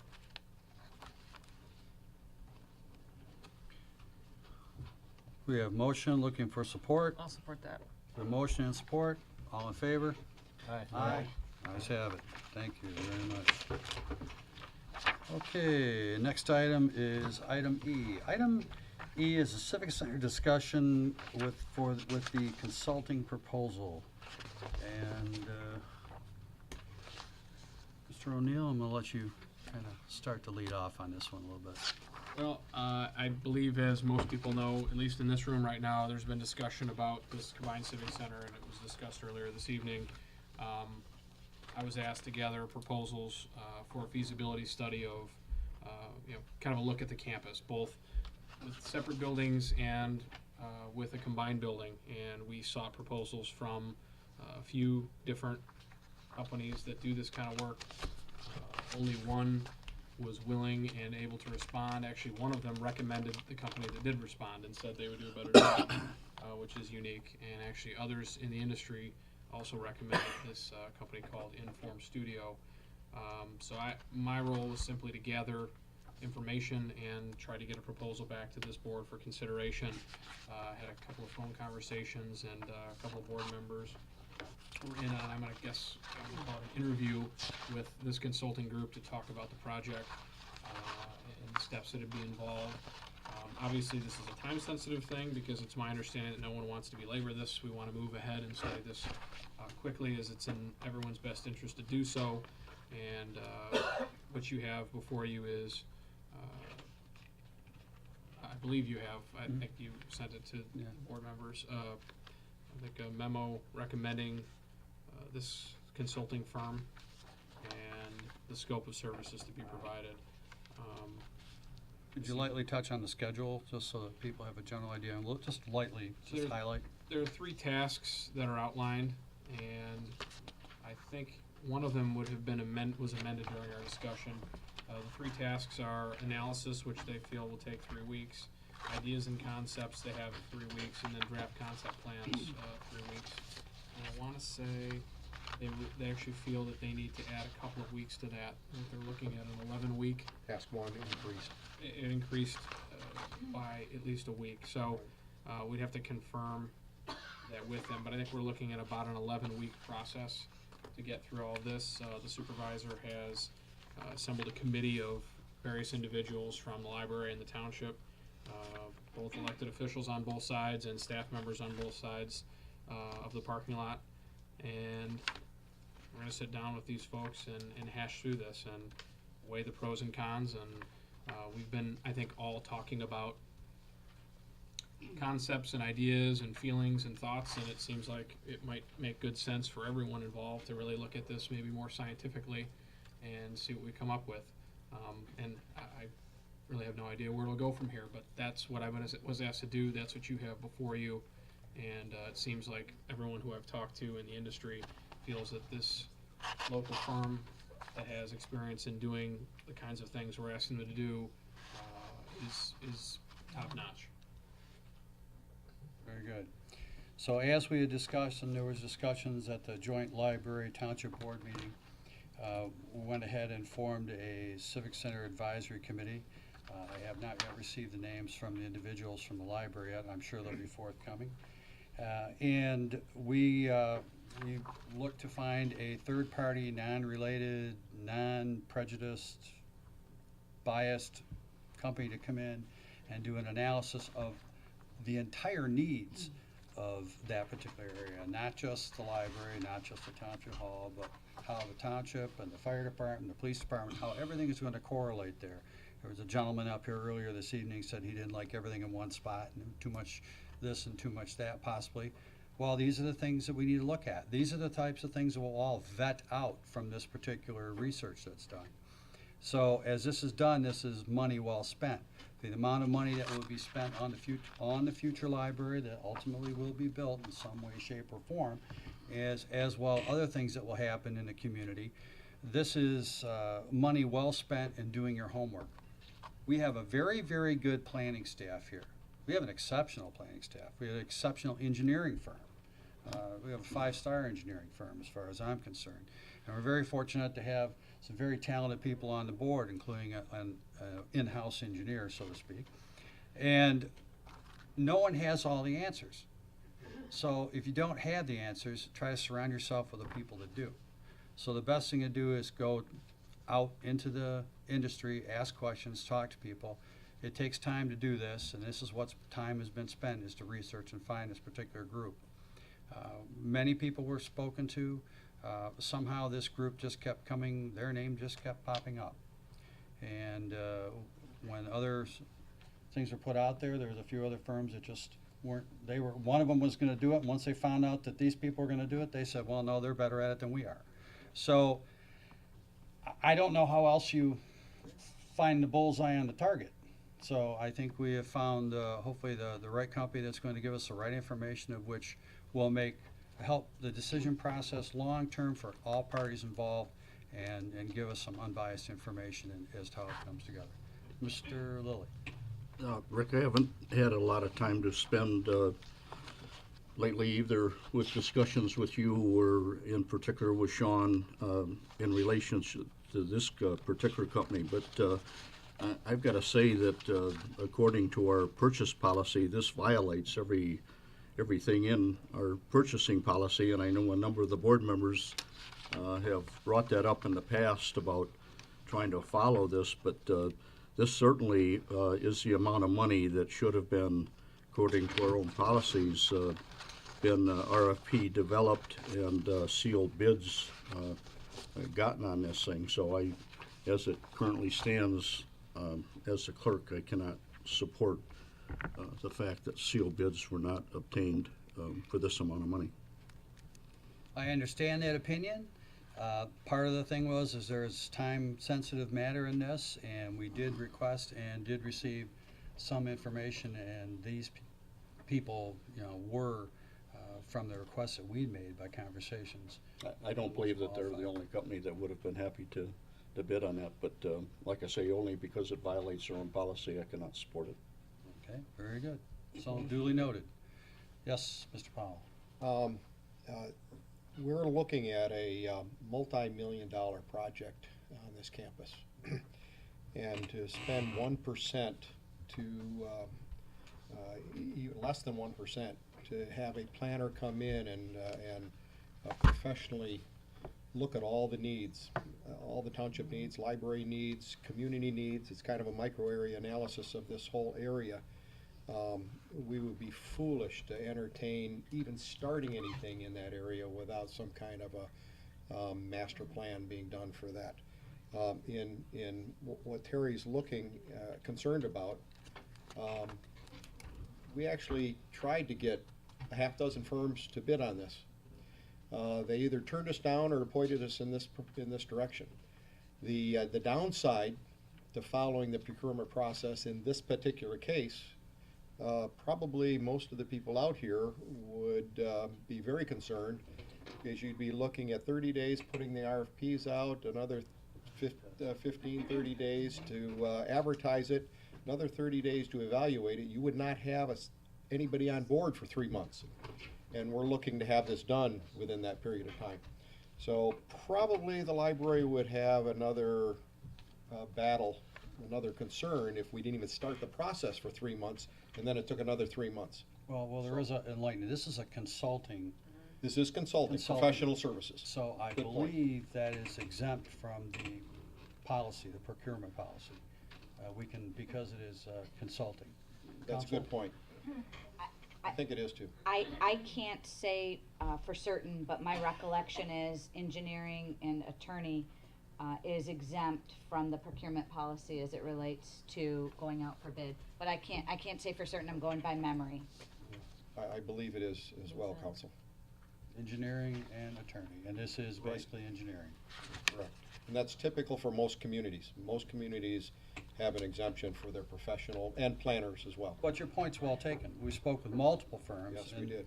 Most of them wouldn't even entertain it. That's correct.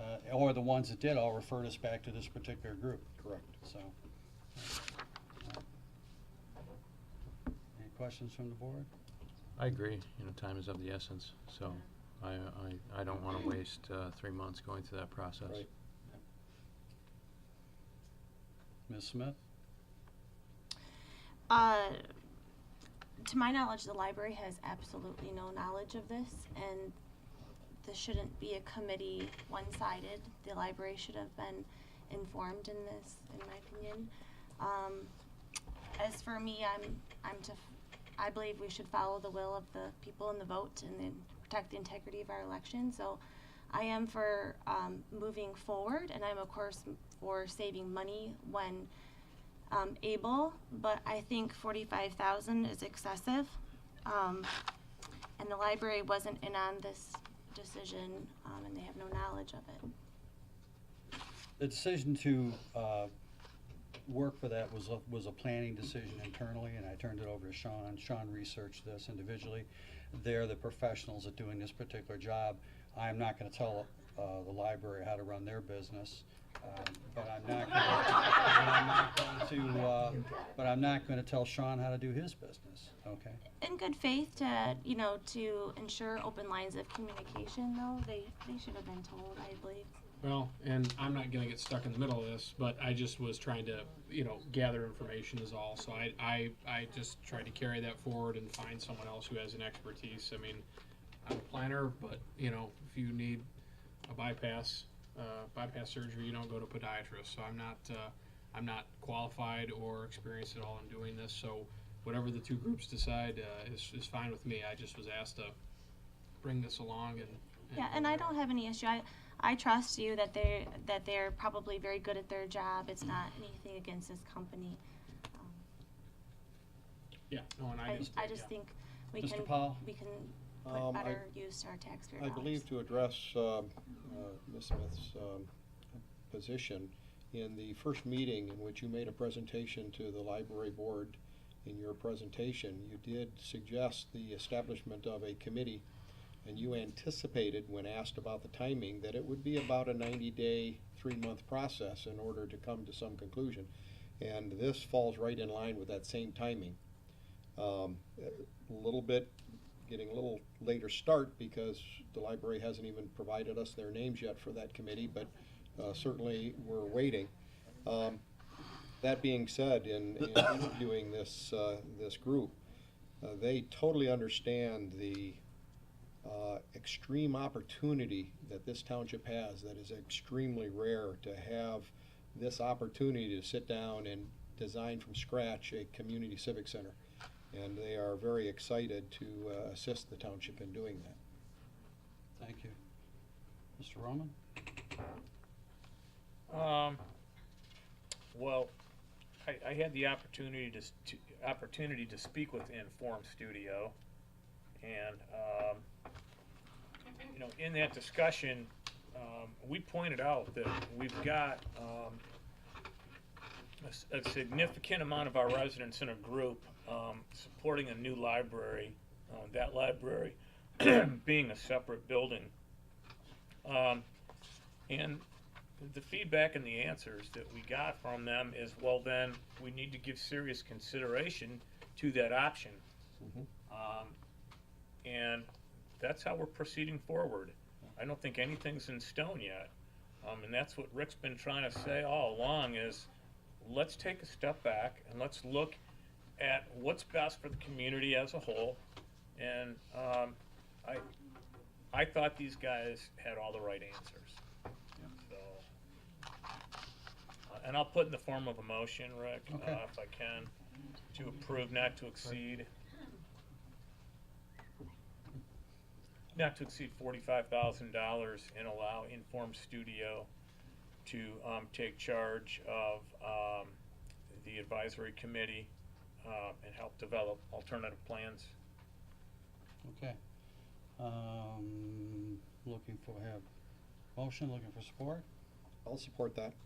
Discussion? Yes, for a roll call vote. Before we do, I want to make sure and assure everyone out there that they made it extremely clear that they are not. They come into this with no preconceived ideas. They look forward to sitting down with the library, planning, police department, fire department, township hall, senior center, and the surrounding businesses. Yep. And Parks and Rec, and so they really propose a very, very comprehensive study on this township property. I think they're gonna have like 6 or 7 people, a team of 6 or 7 working on this. Correct. So. There will be town hall meetings as well, I believe, Yes. Rick, with the public to give input. Right. Yes. Before your arm falls off. As Liz said, the library was not consulted at all on this consultant. Wasn't asked anything about it. If we want to be a partner with you, I think you need to include us in the decision making.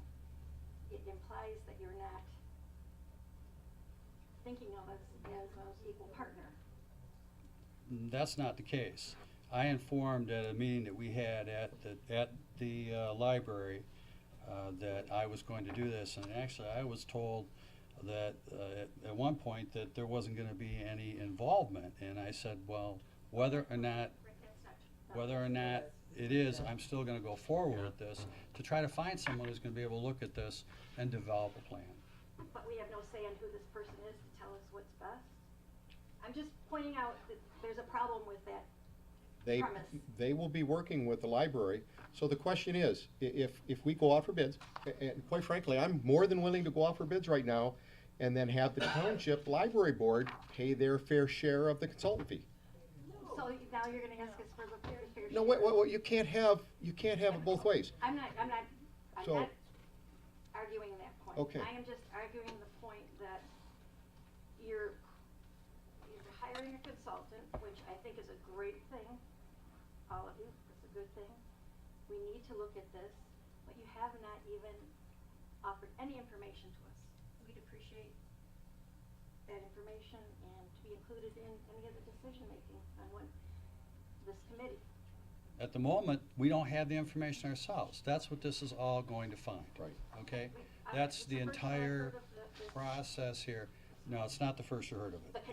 It's been the particular firm, yes, not the concept or what was going to be done.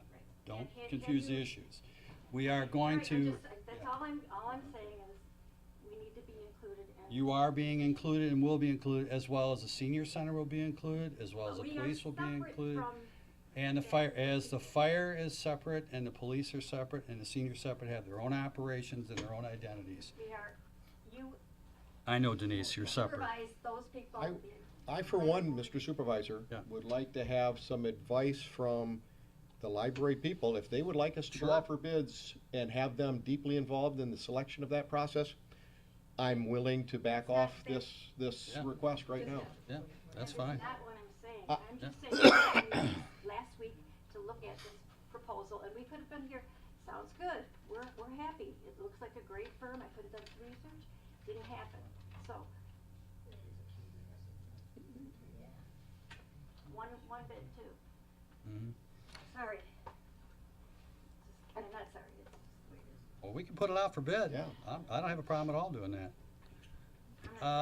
In the back row. Yes, sir. Yes, this question is directed towards Lisa. Maybe a name and address? Martin Schillick, 4050 Orr Road. My question is directed towards Lisa, the legal counsel at this moment. My question to you, as it was worded on the bond, were there any language in there pertaining to the combination of a civic center? I'm not bond counsel. I did not assist in the preparation of that language. And as we move forward, and you're trying to assess fees in the library, in which they were not ever consulted on, or let's put this in other language, that it's already been established that they're a private entity, correct? And the bond was approved for that private entity and not the entity of the city. Would we agree? The library is not a private entity. They're an autonomous board, certainly, They're an but autonomous board. Are they, do they file their own taxes, or I guess, do they have their own filings? We have our own audits, yes. They have their own audits, but they're still funded by the taxpayer of White Lake Township. Okay? Are they an autonomous entity? Yes, they are.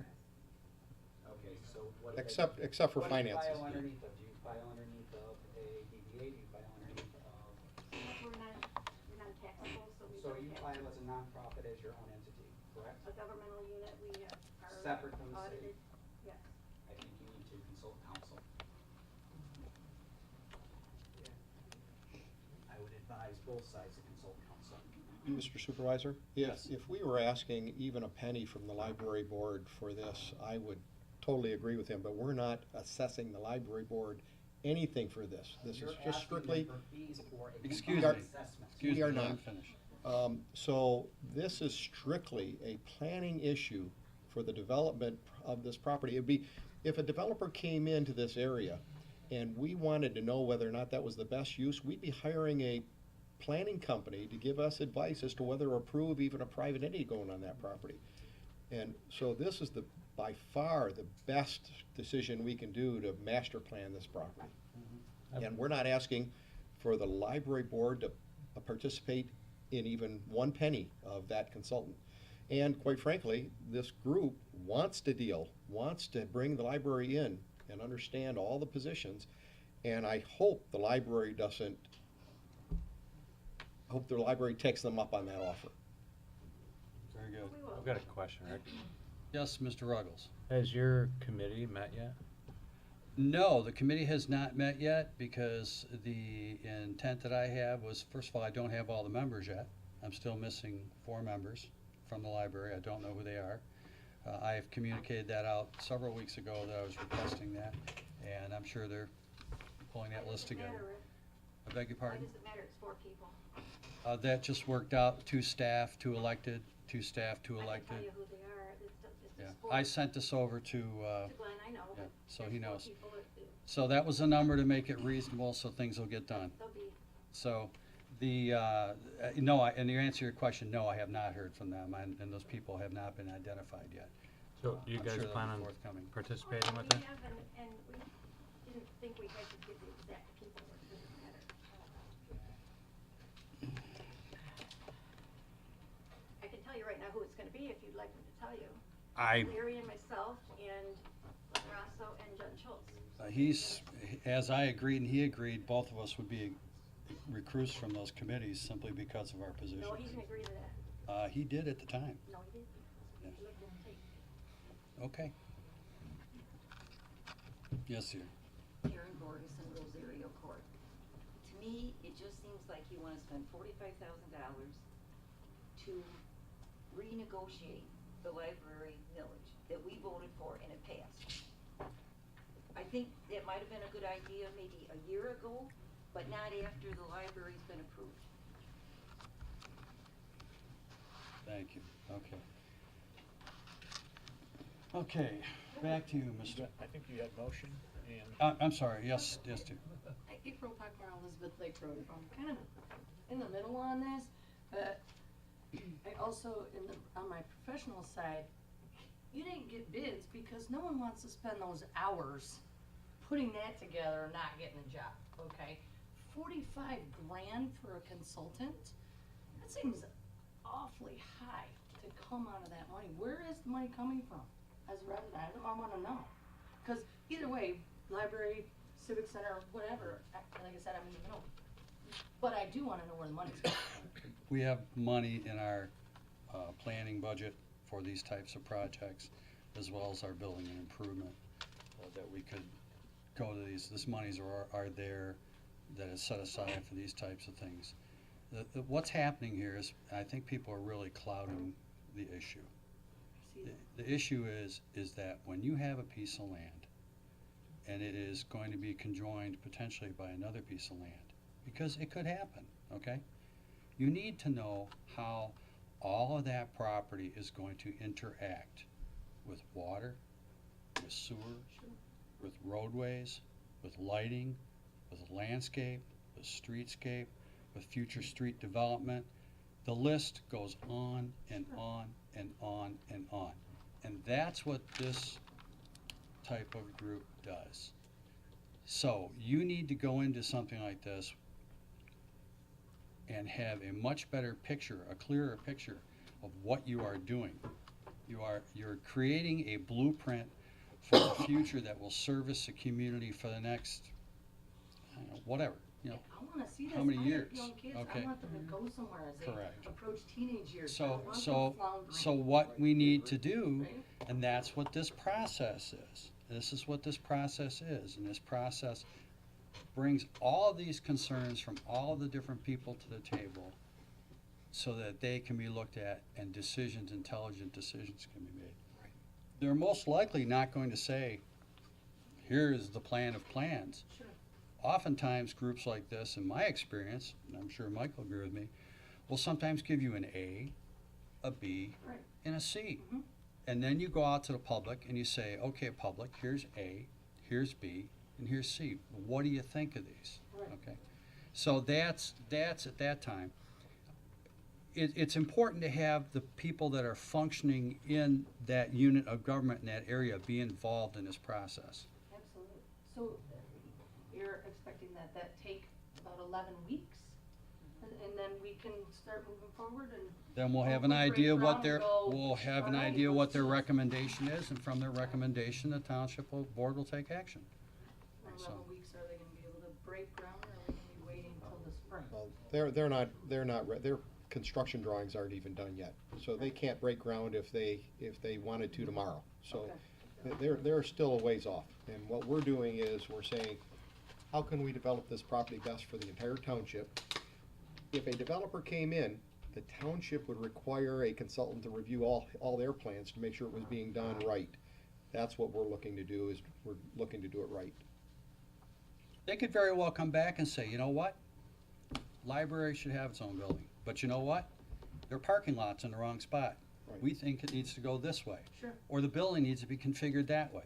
And with the future development of Elizabeth Lake Road, what could happen here? Could part of this property be returned to the tax rolls, taxable dollars? These are all questions that are all viable questions to ask, okay? And these are all questions that need to be answered. Yeah, I wanna see what's going on. The dynamics of this whole thing will change, and one of the citizens said it earlier today, and I've used that phrase before. When we bought that parcel to the south, that changed all the game, okay?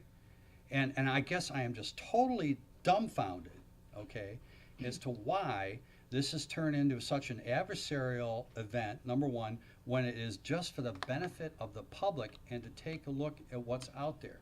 To stay the course when you have this much information is one thing, but when you all of a sudden have a broader horizon to look at, you need to go back and take a look at it.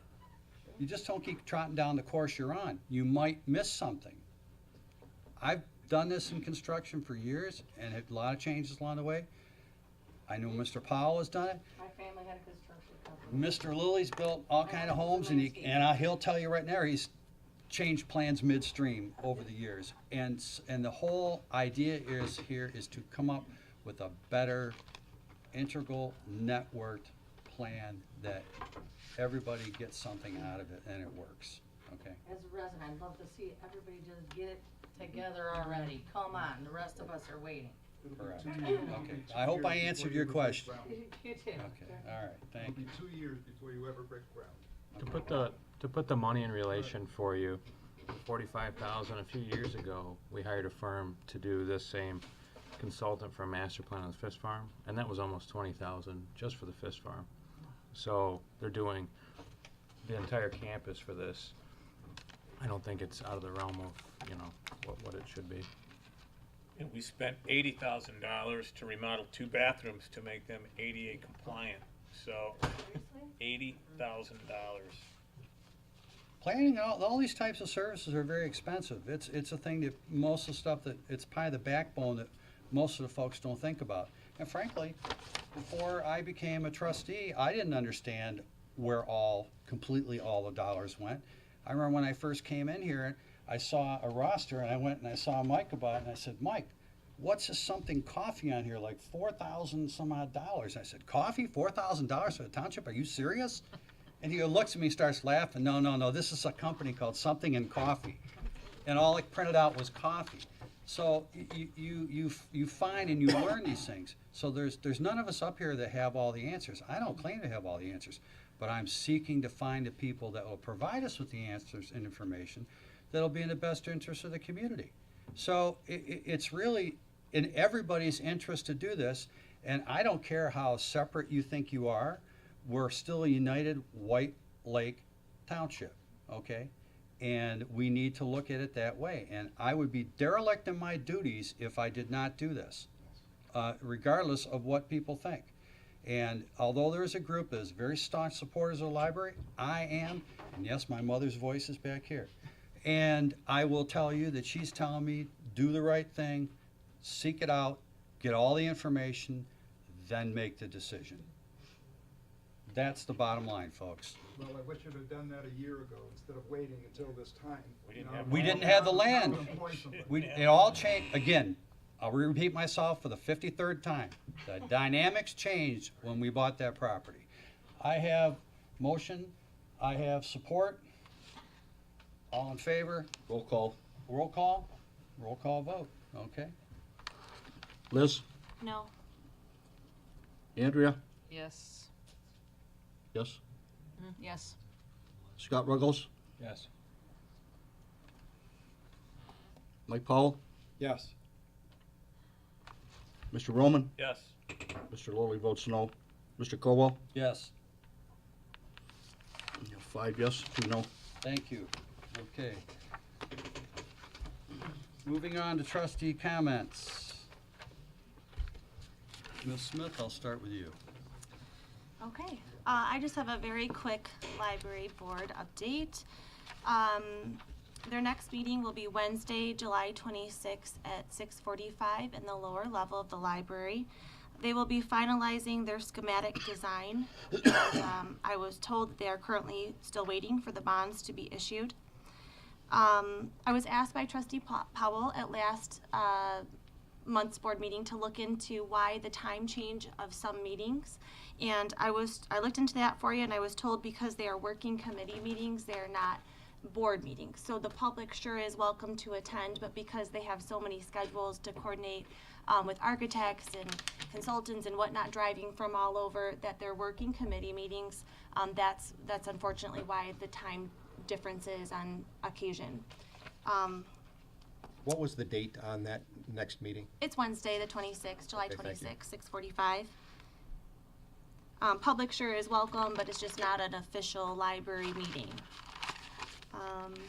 And that's all I believe I have. Want to clarify, the 26th is a public, is the. Oh, I'm sorry, yes, the 26th is the regular monthly meeting, 26th. So whenever, committee whenever, meetings like you whenever a group attended. like that gets together, and we've all said that they're a public groups, it must be a public meeting, correct? It must be a public meeting if they have, Quorum. if they have a quorum, that's correct, and, I'm just reporting what I was told. and so the, Mike, yeah, Mike, let I'm her- sorry, thank you. Let her. I apologize, yes, thank you.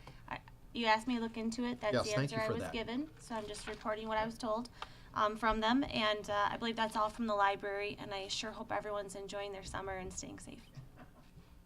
Thank you, Liz. Andrea? White Lake Township had their officer or their outing for golf last Friday. It was so successful. They had so many volunteers that I was able to go home. It was a very successful outing. It was great. They're almost outgrowing Brentwood and Beacon Hill golf courses. As the Parks and Rec liaison, you can see that we're a pretty active committee. We actually didn't have one last month of July, but as a general rule, we're pretty active. And I'm done. Mr. Ruggles? Yeah, there was a individual here earlier that made some comments, but I don't think she's here anymore. If she were, I would tell her that I contacted her homeowner association president and gave them all the information about what I intended to do with my parcel property. I actually went over and met with her husband when they voiced concern, cleaned the road up, and if she had any more questions, I'm more than happy to meet with them. Sean has gone over it with them, so yeah, that's all I have. Good. Mr. Lilly? Actually, taking a little time to do some things around the house, so I'm gonna take a few days You off moved here. back in, that's the Yeah. question. No, as of, we had a little coffee pot fire at the house, and the last 3 weeks we've been kind of living in a hotel, and this morning they told us we needed to check out. That was the last day, and so we're sleeping at the house tonight because they kind of jumped the gun and didn't report back to us till just about 5 o'clock today that we're gonna be in a hotel for another week yet. So all our stuff is disarray, so I apologize for that, but I am gonna take some afternoons and probably a day off here or there and try to get everything in order, and so Mike, you had called and asked for a meeting. I'll try to make those be available if need, but I haven't taken a lot of time in the 9 years since I've been clerk, and it's time to take a little bit No, you haven't. get my list done, so I would appreciate any support that all of you can give, so Absolutely. thank you. Thank you. Mr. Roman?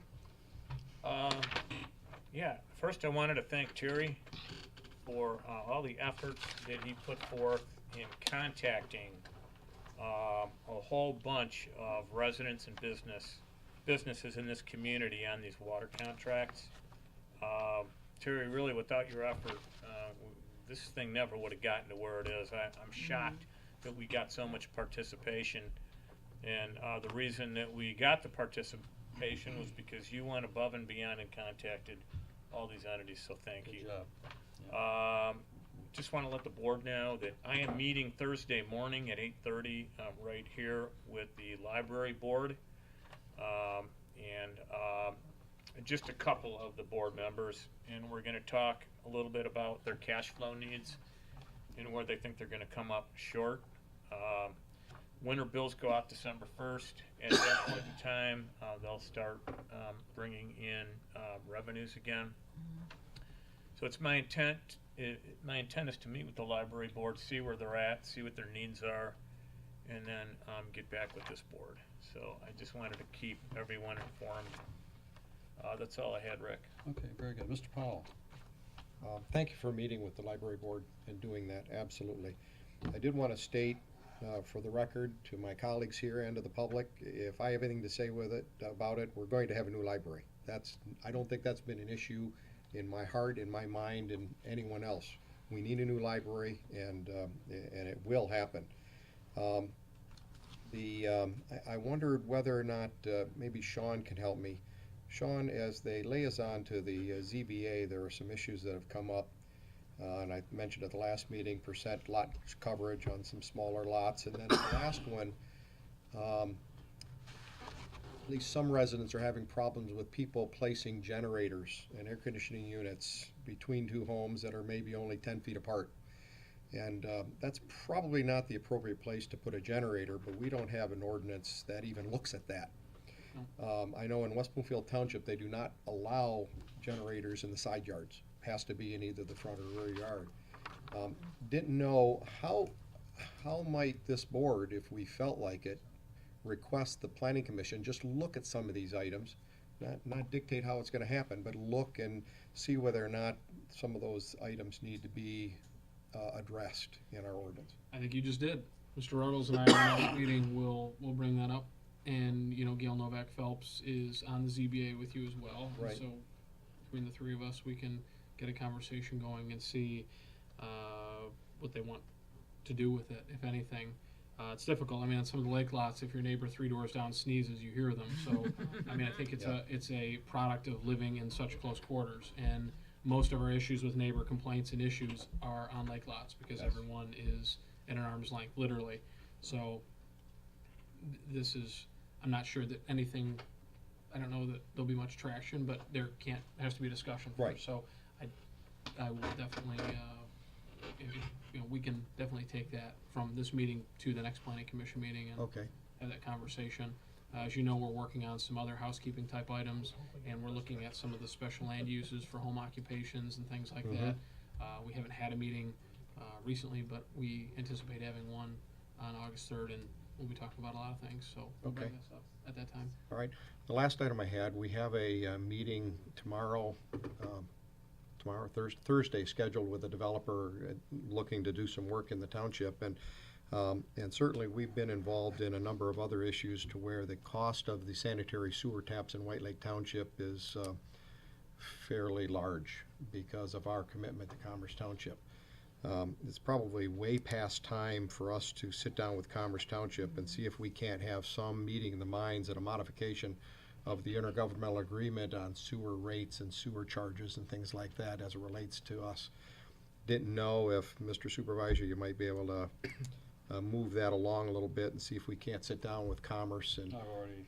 Have you? Because there's a new supervisor and you're a new supervisor, and so we might have a little better chance of meeting of the minds and coming to a conclusion that will help us out here in the future. Thank you. Thank you. That's it. Okay. One of the things that you're all going to notice is going to be a change in the company that hauls our trash. Okay. As you all may or may not know, we experienced some degree of difficulty in the last month, in the month of June. And that was because there was the takeover of this company, absorption, I should say, of the contract from Republic to GFL, Green for Life. In that transition, as in any transition in a company, they had 14 truck drivers jump ship. Didn't show up for work. And that threw a real wrench in the works for that period of time. We had many people call, many concerns. Everybody's garbage ultimately was picked up. Everything was taken care of. It just got stretched out a little bit further than some of us would like. Unfortunately, they worked their way through it. We were on the phone with them constantly. Our code enforcement officer jumped right in on the ranks to take lead to make sure and patrol the township as much as possible to make sure if there was any left behind that we got everything taken care of as much as we could. GFL, Green for Life, which is a firm out of Toronto, which is not Rizzo, not related to Rizzo, has nothing to do with Rizzo, is a Canadian company, is taking over and absorbing and purchasing Republic's route. Republic has decided to go after the commercial end of the industry more so, and I would imagine that has something to do with Rizzo's demise, or troubles that they're in, rather. So we will see that change go effective Monday, July 31st will be the first week. There will be a flyer going out to all the residents in the township, give them all the information, what you can recycle, what you can't recycle, kind of an updated version of everything, contact number and things of that sort. One of the things that I'm going to try to do with this new group is try to have them have some cans available right here on the township property or one of our secured areas, so that when we have residents come in, I had someone come in the other day, some kids ran over their trash can and destroyed it. So, you know, they can't wait 2 weeks to get a trash can. They need a trash can. So I would rather see us have a few of them here and then provide a courtesy service to the residents, or we could jump in a truck and go up to one of the storage yards and bring it back and get it over to them probably quicker than GFL can. But I've been told that they're doing the service in Highland, and the folks that I've spoken to over there were very satisfied with them and said they were a very well-oiled machine and very organized group. And their trucks are a nice color of green. So the deer outing went very, very well. I'd supported the deer outing long as I can remember. We're one of the communities that still has a DARE program. So many of the other communities have kind of changed it or morphed it to something else. We're very, very fortunate to have the dedicated police officers that we have. They, you know, they all work very hard, and they deserve every kudo that we can give them, because it's not just their job that they do, but they go out and they seek out other things to do for the community to try to make better benefits. So the DARE outing was very successful. I was duly impressed. I did not golf. I helped do wherever they sent me. But I was dumbfounded when the shotgun so more or less went off, and it looked like a hive of bees coming out of there, all these golf carts. I think there was 256 teams. It was amazing. It was amazing. If there was any, they can't host any larger event. They sold over 10,000 raffle tickets, and they sold them out completely. And it was just amazing to watch all this work and to watch everybody come together for a need for the community. So we're very, very fortunate. So kudos to all the police officers and chief and the rest of the crew. With that, I will say, you know, we'll move forward with some of these projects. We're an ever-evolving community.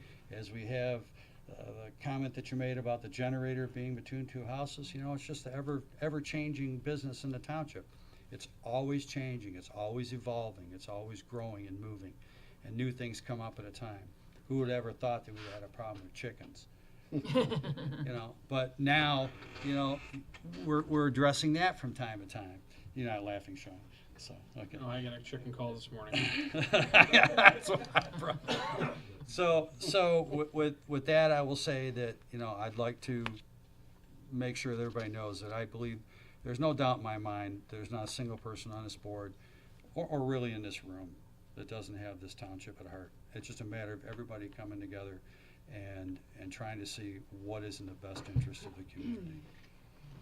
That's all I have to say, but I think Pete has something to say. Quick question, GFL, are we gonna still have the hazardous waste day?